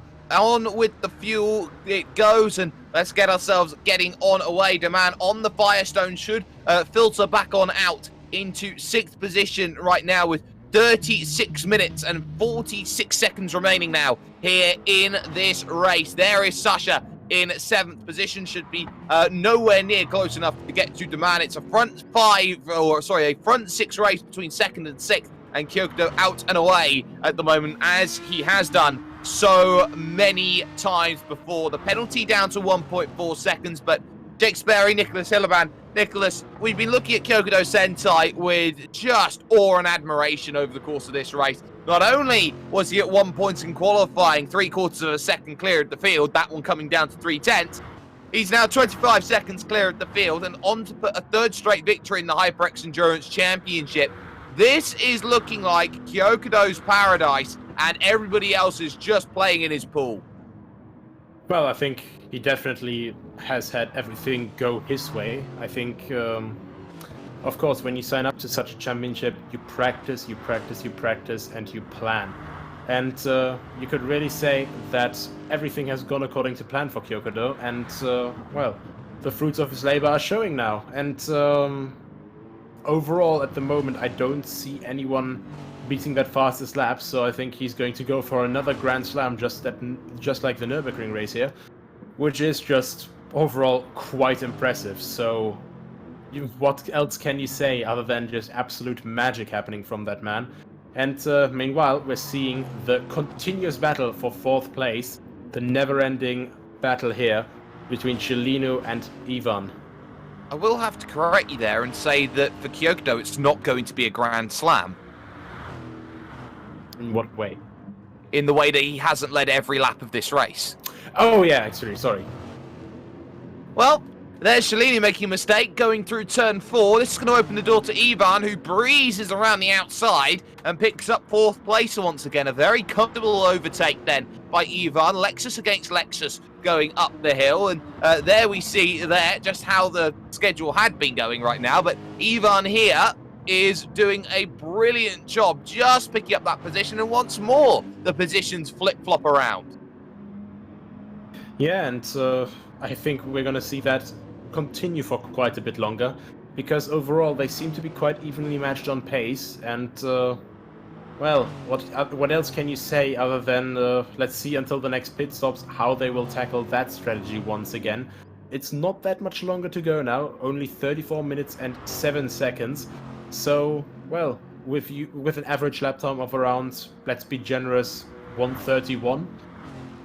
Well, that is, yeah, not too many laps left. Just around, I would say 20, 21 maybe. And let's see who will have the upper hand at the end of this. Meanwhile, Windy, I think he's been doing an excellent job at catching back up to Mikhail after, well, his questionable strategy call. And of course, after he got held up so many times through pit stop strategies. Windy's going to be trying to get everything going, decided early to commit to a different strategy compared to everybody else, and it seemingly is working right now in 3rd position, but ultimately 7 seconds behind main rival Mikhail at this stage. That's not going to be ideal. In comes Sasha from 7th place into the lane, but Mikhail here in 2nd.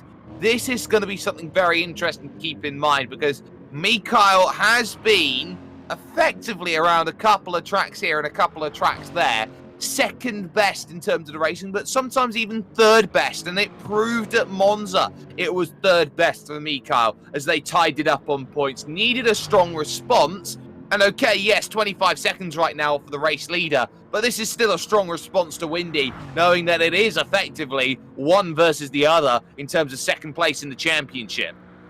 Yeah, I think it's quite strong response, especially considering last week. We saw those 3 guys take 3 different cars, of course, which was, well, interesting to say the least. And I think that Mikhail, with his choice of the Mustang, if I recall correctly, he definitely wasn't happy. I think he was just, looking for some sort of remedy. Now they're all in the same car, and he's really putting on some good pace here against his championship rival. So I think for him right now, that is what counts the most. There is Chelinu in and out of the pits again, falls behind the man and into 6th place. They're staying out, and staying on at this stage is Ivan here, who is in 4th position right now here. And we were talking at the start about Ivan's qualifying, knocked himself up into 2nd position in the very late goings. It did just fall away to 3rd though when the checkered flag did fly. But ultimately for Ivan, this has still been a really encouraging race. Hasn't really put a foot wrong in terms of the way that this race has been running. Maybe hasn't had a couple tenths here or there to maybe go and attack those drivers in front. But the key here has been that Ivan has stayed very relevant. You see those 6-second gaps which are splitting up the field at the moment. This has still been a really strong run, expecting maybe a dive down into the pits this time by. Yeah, I would guess that he's probably going to pit in either this lap or perhaps the next lap, but he's staying quite close to the inside. Oh, actually, well, just quite early on the turn in. Now keeps a wide line, saving those tires a little bit, and well, even if he's fighting the entire race, he will find a moment to be in at least a little bit of a void, just to come back home sweet home in 4th place. And, well, actually, look at the gap to the front, though. I think that has been, well, shrinking a little bit, wouldn't you say, Jake?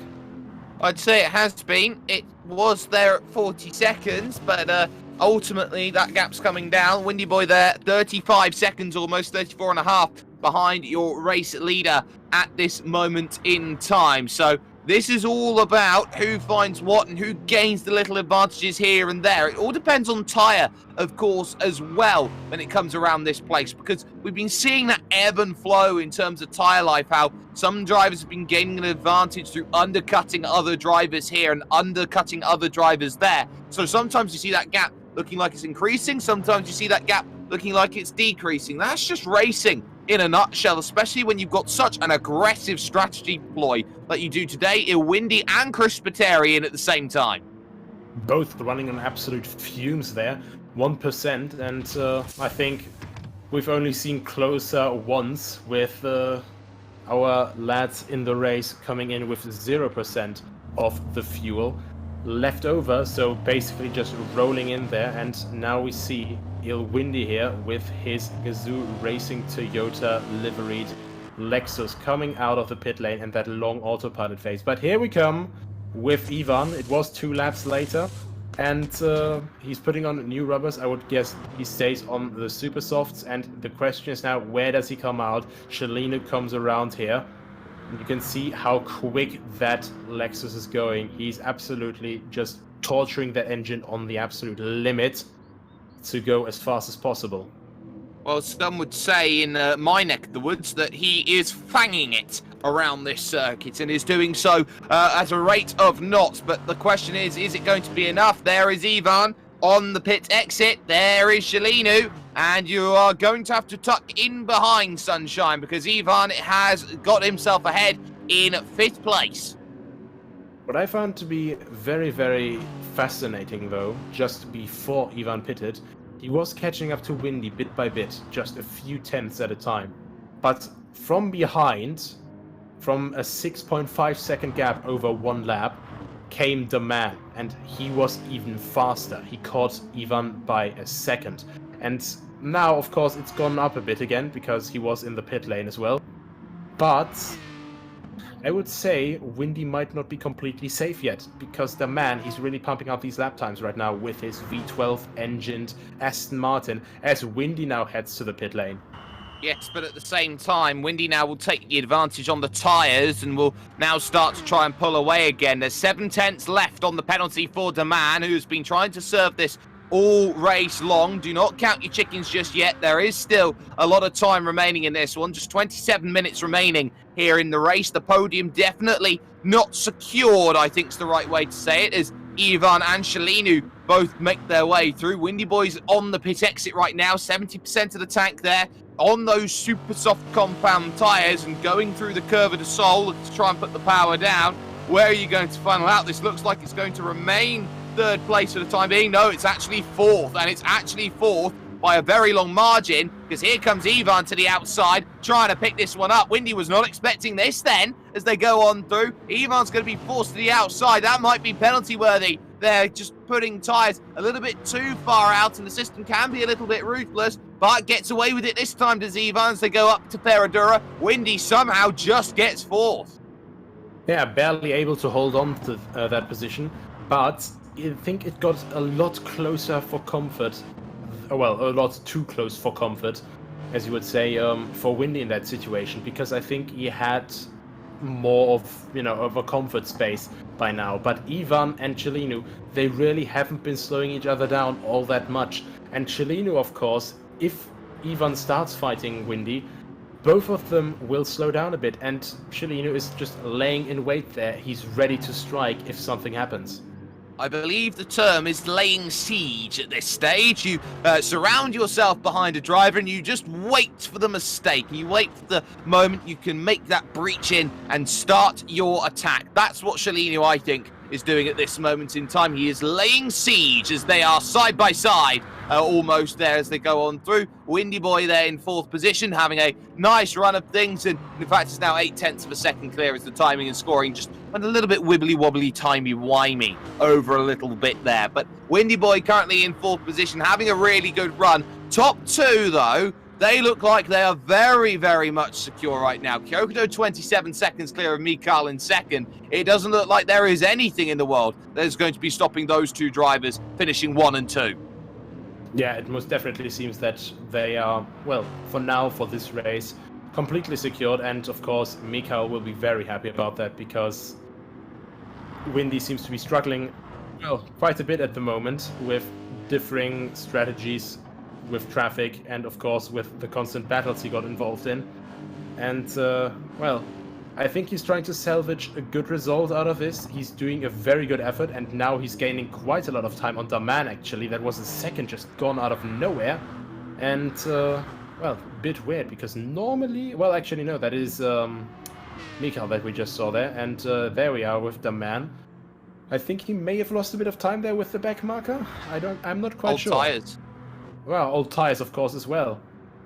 I think it's more old tyres than anything else. I think the traffic's been really good and well behaved over the course of the race so far today, as they have traditionally been here. And, well, that's definitely not going to help. Just running wide through the first corner, that's going to take a lot of time off the books. Then watch this all come down. 6.8, 6.3. That's a whole almost 1 second through that corner that has just been lost, the entire complex. So Windy will take those in the back pocket and gobble those up. But I think what's the key here for Daman is that they are on completely contrasting strategies because of that 2-lap stint that Windy Boy took earlier on. The key here now for Daman is going to be, well, how much time am I going to lose? And am I in a position where I can effectively put 2 stops in from now to the end of the race? That's what Daman's got to think of, and if there's enough gap. Kyoto's in on the lane right now, 1% of the tank remaining. Those Michelin tyres are going to be changing up, French brand tyres they are, and they are also the same company that produces the Food Guide Review, which of course is where all the fancy restaurants get their Michelin stars from. And away it goes Kyoto, back into the race lead. There is Mikhail. He's still looking to go through the Skidados boxes and those sorts of corners, which of course I would like to say, as Mikhail also dives down into the pits, is effectively Mark Webber corner, because Mark Webber's been caught in 2 huge accidents up that section. Oh yeah, definitely. In 2003 in Formula 1, of course, which then triggered an even bigger one, because yellow flags were waving. The entire track was littered in debris, and Fernando Alonso came around the corner, hit one of those wheels, I think it was, and flew into the corner even harder. And, well, then of course, I think it was 2014, wasn't it, when he had collected that Ferrari and, well, basically split a Porsche 919 in half. And of course, it's been all about those battles that we've seen time and time again that make this place so amazing. Of course, it does have a big accident in it here and there. We did just see Daman dive down into the pits, nothing in the tank, puts in about 60% of the tank back in, just a little bit less to try and get out and away again, effectively in 6th place. But I would say is in a range to 2-stop from here to the end. We've been seeing how a lot of drivers have been going 12 minutes on a stop, sometimes even a little bit longer. But if it's going to be a short final stint, maybe Windy's got the right idea here. It's 1.6 clear of Ivan behind now in third position, so is covering off the gap nicely from behind, but still, it's all going to piece itself together maybe in the final stages of this race. So Ivan here will be looking for maybe a little bit of a run here late. Sasha down in on the lane, puts the tank back up to about 57%, looking to go aggressive once more on this one, trying to get on going. But ultimately, it's all about third. Who's getting third? I think the man was actually running a bit longer just so he could do this 12-minute stint, as you said. And, well, as Windy and Ivan and the others, they pitted quite a bit earlier, so they might, if they are not careful, be looking at another 2 stops, while the man only has 1 more stop to go. So that would be the ultimate tactical play to secure his third place.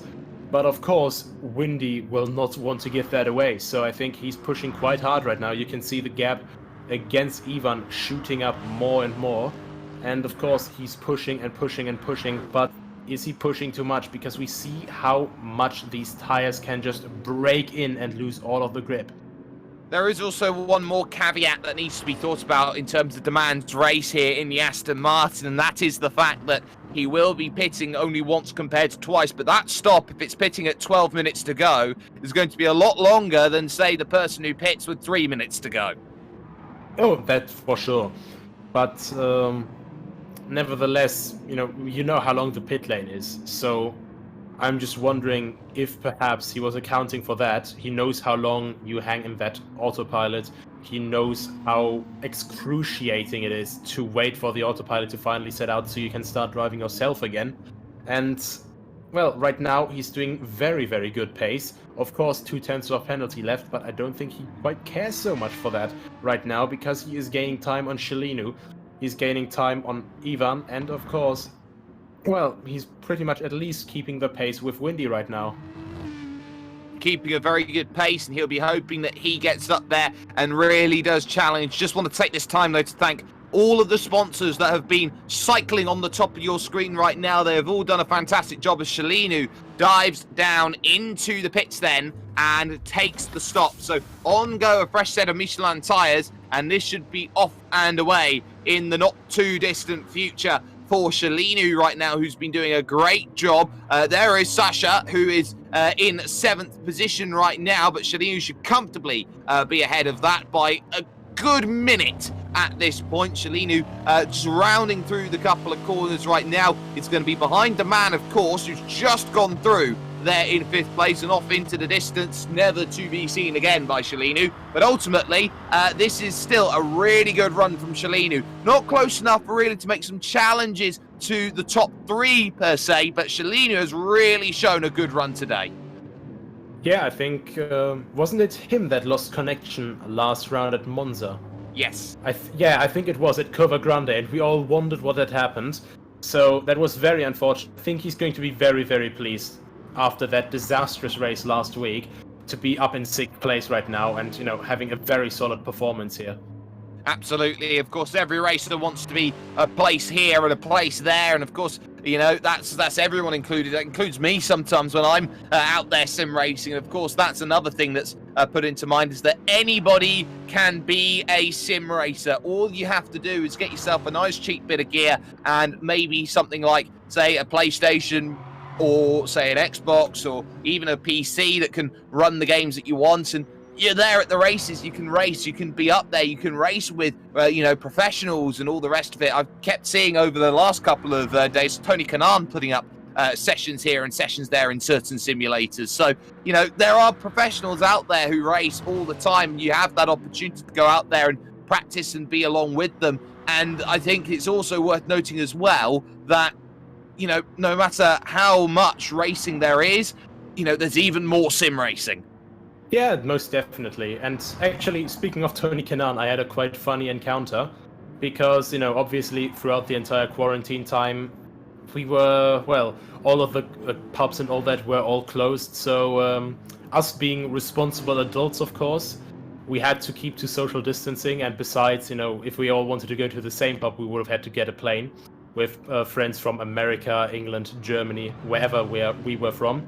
And so we were having a Discord pub evening with face camera and all that, and we were just having very dark humor jokes and all that. Suddenly someone else joins and hears an entire cavalcade of it and enables his camera, and it's Tony Kanaan just out of nowhere. So yeah, I think honestly, as I said time and time again, this entire quarantine, it's been absolutely fantastic for sim racing. Not just for exposure, but also what could be greater than racing against the stars, or getting to meet them in some way that you usually follow on TV and that you're usually cheering for. Yokohama Tyres then going on to Ivan's machine, dive down into the lane, and is taking a lot of fuel here to get from now to the end with 16 minutes to go here in this one. And this could be a very, very interesting call. He's filled the tank to full. This is a run from now to the end for Ivan, and this is effectively a bullet biter at this point. Shalinu is definitely going to get ahead here as they go on through. There goes through Shalinu, but Ivan's gambling here on not having to make another stop from now to the end of this race, which really does make things interesting. On top of that, have we been keeping an eye on that gap between Windy and me, Carl? It did just creep down to about 5 seconds. Yeah, definitely. I think... Was Mikael in the pit lane, actually? I missed that if he was, because I was focusing a bit too much on Shalinu and Daman, actually, and also on Daman to Windy, since they are the fight for that last pit stop. But if it wasn't a pit stop, then Mikael must have made quite a big error, I would say. I would say you were focusing on Tony Kanaan and your virtual pub story, but that's a different point entirely. Windy Boy, though, staying out for another lap then with 15 minutes left on the clock. So this is going to be all about who makes bold strategy. Now, it's worth noting here about how much tyre usage that everyone's using. With everyone pitting so early as they are, you'd think, oh, they're already running themselves down to the carcasses. That's definitely not the case here with these tyres, Nicholas. They're only using maybe about 40% of the tyre life, and they're having to change the tyre. Yeah, I would say so, but the thing is, why would you use them down to the carcasses when you lose so much time beforehand? It's really the thing that, also comes into play with the Pirelli F1 tyre nowadays. You only really want to stay on those tyres as long as they can be within a certain pace delta.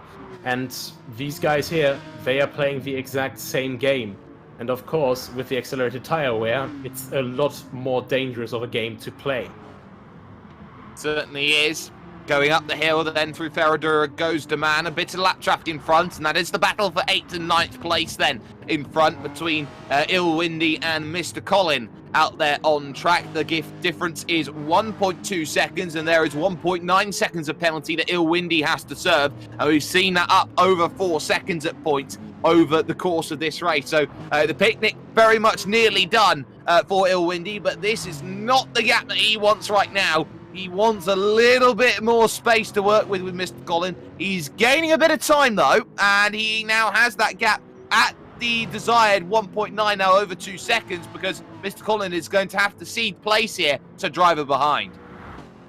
Yeah, so a very, very unfortunate moment, because, of course, you don't want to hold up someone a bit ahead, but, of course, especially when you see my gap is so close to the penalty of the guy ahead, I don't want to back off now. But, yeah, so you really find yourself in a bit of a situation. So, the man, of course, he has to get past safely, but Mr. Colin, of course, he has to also stay predictable, and once Mr. Daman, not just a man, it's Daman, is next to him, he can't fight back by definition normally. Yes, that, of course, is something worth keeping in mind. The man's going to have some tough times getting past the traffic here, who decides, oh, which way do you want to go? Oh, no. Mr. Colin has got it all wrong, thankfully for ghosting. Doesn't run into the side. Jokido, the leader's in the pits, but let's get a replay of this. What on earth happened there? That definitely didn't look natural, to be honest.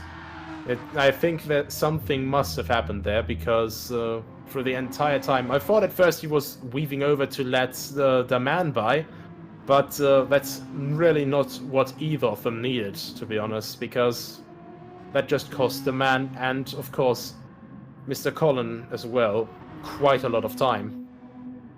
That's mental. I don't have an explanation for that one, actually. So that seems like one of those oddities. In comes Windy Boy from third place. We've seen Kyokudo in the pits, but Windy Boy now goes for a final stop with 12 minutes to go. Is on par, on strategy. Wants this to be a good stop from now to the end. Will fill the car up as much as it needs to make it home from this point onwards. And crucially, worth noting is when they start their last lap, that'll be it. 69% of the fuel tank is filled. Nice. And now looking to get out of the pits and get going. Demand, though, has looked to have made a stop then and has decided to come in. There's the fuel, and this should be a goodbye at this moment in time in the not too distant, well, now, in fact, it goes. So that will effectively mean that Demand is behind Shalinu and behind Ivan, but the good news is Ivan's the easier one to catch of the two. Yeah, that is definitely the case, but I would also say with the gaps currently going on, I'd say Windy would be pretty safe now in P3 for himself, so that is one upside for his championship chances for what looked like a very difficult race. And now, once more, overtake between Ivan and Shalinu, so that is very, very fun to see once again, this battle that has been raging on for, I would say, a good 80-90% of the race. Story of the race, you could say. Ivan and Shalinu, you cannot separate them. They've been battling. In from second place comes Mikhail Merchieka out there on circuit and trying to do something very well. A 10-second penalty will be added on then at the end of this race. It can't be applied in race, but it will be applied after the race for Mr. Colin after that incident that we've seen out there on circuit. So that one not ideal, but down in 10th place is Mr. Colin. That's not going to make a huge deal of difference to the overall race result. But Ivan then, on the brakes they go into the left of turn number 1. The right then of turn 2, of course, constitutes as the Senna S. Ivan at this stage looking quite nice here, but of course those tyres, the way he's filled up the car, this is going all the way to the end. 10 minutes remaining then in this 90 minutes race. We've done ourselves 8 out of 9 or 8 nights of this race so far, I think is the right way to call it. But Ivan here is now got to think about breaking away, building a gap then, whilst there's still life in the tyre. Windy here, 6 seconds clear of that in front. Should be safe, should be, could be, would be. Question is, will he? Yeah, that is the big question here. But I also think Ivan, he was on a heavier fuel load, and of course, he was on his current tires a lot longer. So I think he just had to get that move done as quickly as possible, because we know how wide he can make that Lexus, that already very wide Lexus in defense. So I think even when his tires die, for the entire second sector, he can keep Shalinu behind him, and as long as he doesn't make an error then at Jinsao, he should be staying ahead. But of course, we have to consider that anything can happen in these situations. They certainly can, and we've been seeing how all of these tracks have been absolutely fantastic to see. I do want to see, though, in terms of some of these series that we see on World Pro Racing with the Gran Turismo sport community, especially in Malta, I do want to see them tackle some of the not necessarily the realer circuits, but some of the more, I would say, fantasy-created circuits, because there are a number of circuits that have been in Gran Turismo that have made a huge difference to racing ideals time and time again. You talk about Trial Mountain, you got the likes, of course, of the special stages that have done well. One that really does stick in my mind is Tahiti Maze, which has been a staple of my memories for a very long time. And on top of that as well, you got tracks like Dragon Tail, which actually create some amazing racing here in Gran Turismo Sport, which is the perfect matrimony between real and virtual. Yeah, I was about to say Dragon Tail. Basically, Dragon Tail Seaside, the very nice mix between, just a normal classic racetrack, and then having that very, very narrow street section there with that high-speed bus stop chicane there. That would be very fun to see in these races, I think, especially because of all of this amazing how do you say it? Elevation change. There we are. Just need to think of the English word for a second. Elevation change, something that we have plenty here, of course, in Sao Paulo already, But in Dragentail, it's another thing, because the off and on camber play is pretty much from corner to corner completely different. Well, it's going to be all about, well, who's next? There is Kyokudo Sentai, though. Look at the gap that is available to Kyokudo right now. It is 32, nearly 33 seconds out here at the moment, and this has been a case of another same story. Shalinu pits late then, and that will drop Shalinu down to probably 6th place here in this race with a late stop in the event. But Kyokudo here has just been walking away with another one, and this is the real one that will hurt everyone. They'd feel, those drivers behind Mikael and Windy, that they were close when it came to Monza. Here, no, completely different story. This was Kyokudo's from minute one.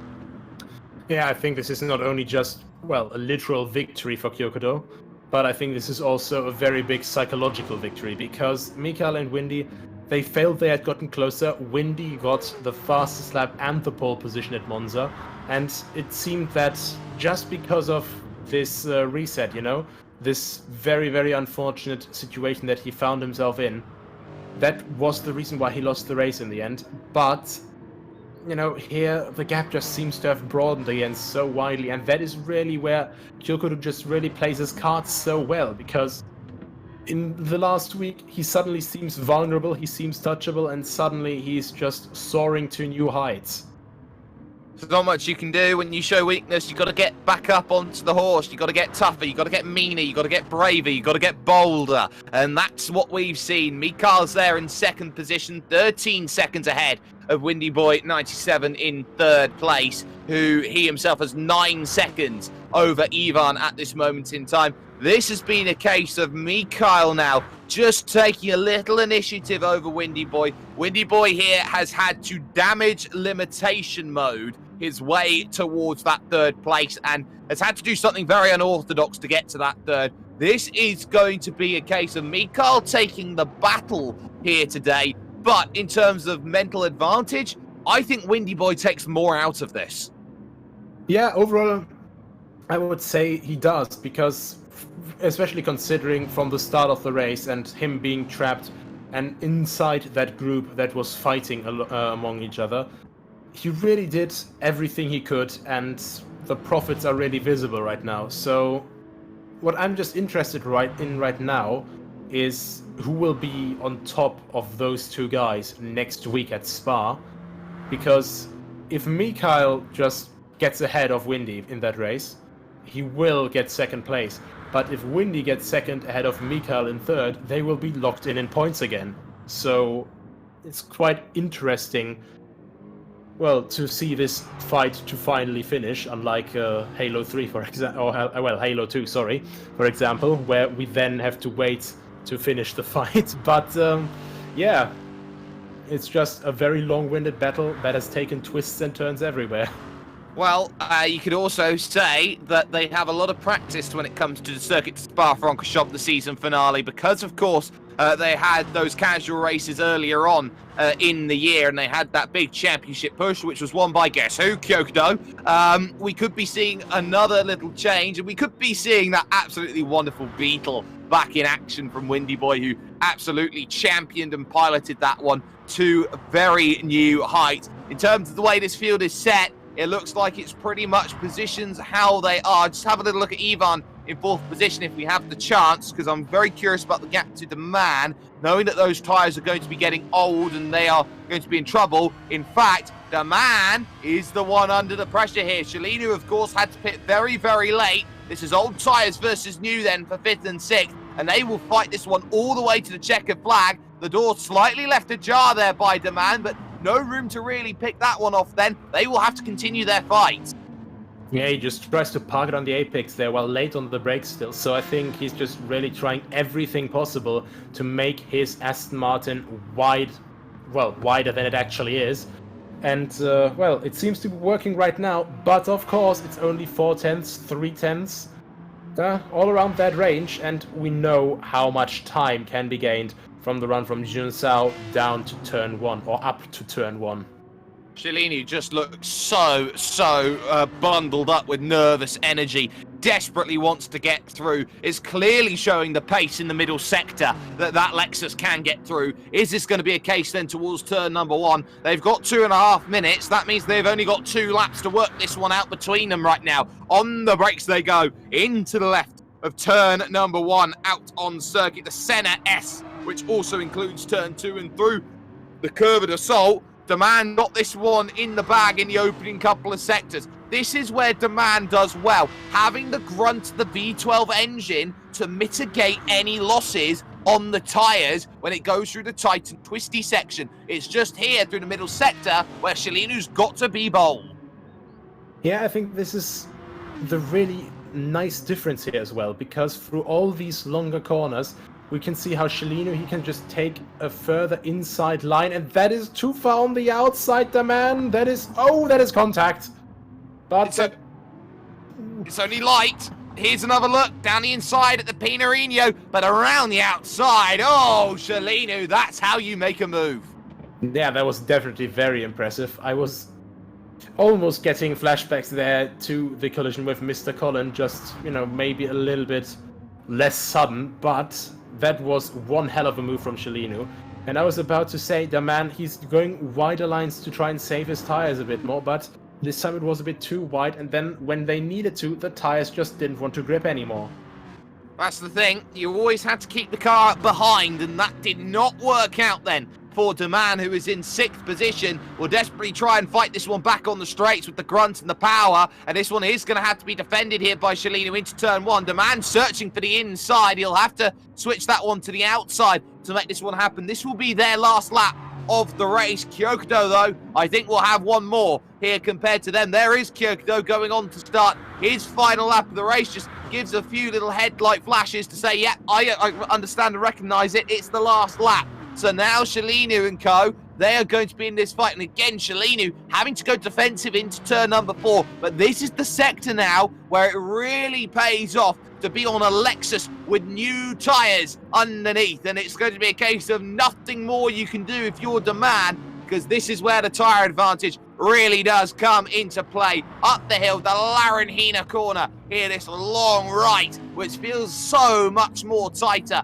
than actually what the profile is. And then through the Pinarino, it's a case of walk away. The timer expires. We should expect second place Mikhail then come over the line. Didn't make the line in time. So Kyokudo is going to have a lap of honour then to finish off this race. Windy gets 3rd. Sasha then in 7th position crosses the line. Ivan will take 4th place on a bold final strategy call to come in and put everything in the tank to finish off the event. That's a great 4th place for Ivan in this one. It will be 5th for Shalinu, 6th for Demand, but we're focusing on your race leader right now. It's Kyokudo Sentai, a lap ahead of everybody else, coming over to the line. And this is what happens when you show a driver like Kyokudo that they are mortal. They will come back, they will get stronger, and they'll go, oh no, this isn't even my final form. Kyokudo takes 3 in a row. Yeah, just once again, no single foot placed wrong here from Kyokudo. Quite interesting, though, from the man in that last lap against Shalinu. It would seem that the Aston is a bit better around top speed, but it just doesn't have that same level of acceleration at low speeds, which, of course, around the second sector, you desperately need. But, yeah, it's just very interesting to see. 1 to 5, obviously the Lexuses? Lexi. Well, Lexi. Against the Aston Martin in P6, so nevertheless a very good showing from the very old V12 Vantage. But yeah, the day belongs to Kyokudo. Once again, a very, very solid performance, and Mikhail, of course, not putting a foot wrong either. And Windy with a comeback, which honestly I did not expect. I thought this was going to be Ivan's big day, getting to 3rd place, but Windy, with a bit of off strategy, made it work. Absolutely, and that is what racing is all about. But we've had a look at the weather forecast for the final round of the championship.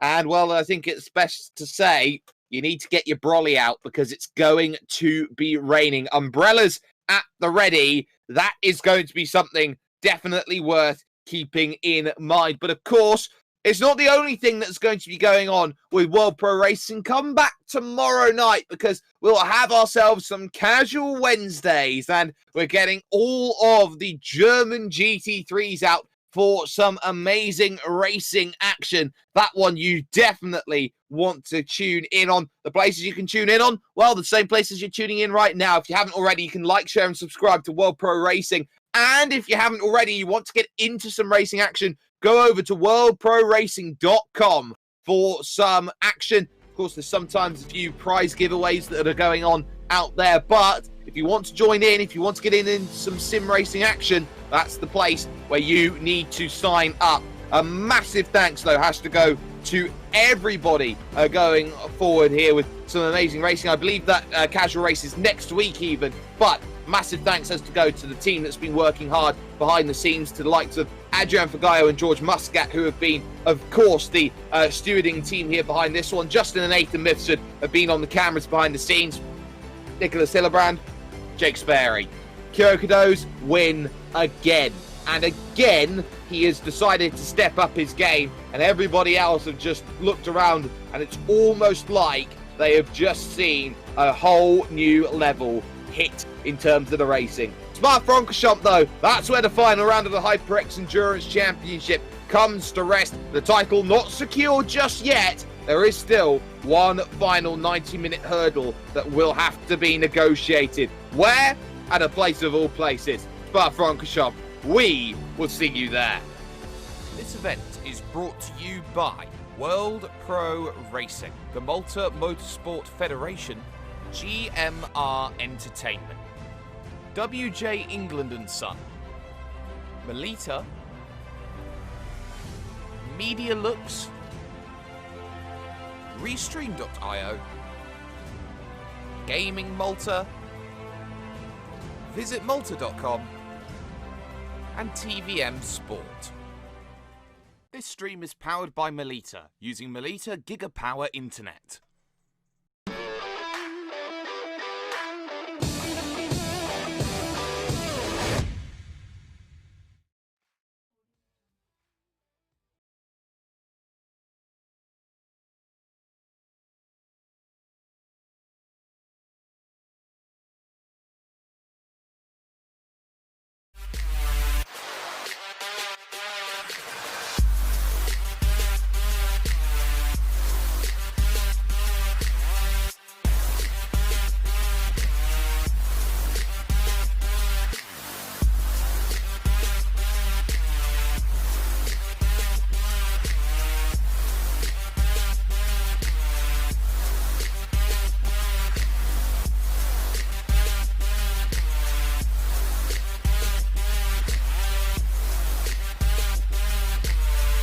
World Pro Racing, where sim racing becomes real. For only €5 a month, experience every high-definition moment on your TV, tablet, phone or PC. Great teams, great moments, and so much more. TSN from Melita is your ticket to stay in the game. Visit melita.com/sports.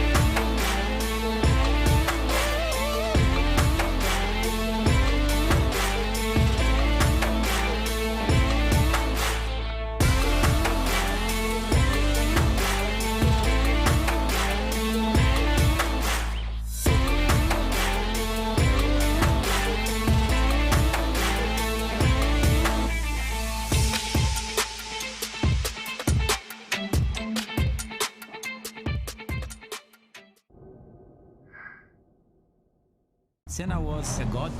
No one could even dream to follow him. I'm from a very humble background. The role of women at that time were really difficult. This is so dangerous. You are risking not only your life, but also my life.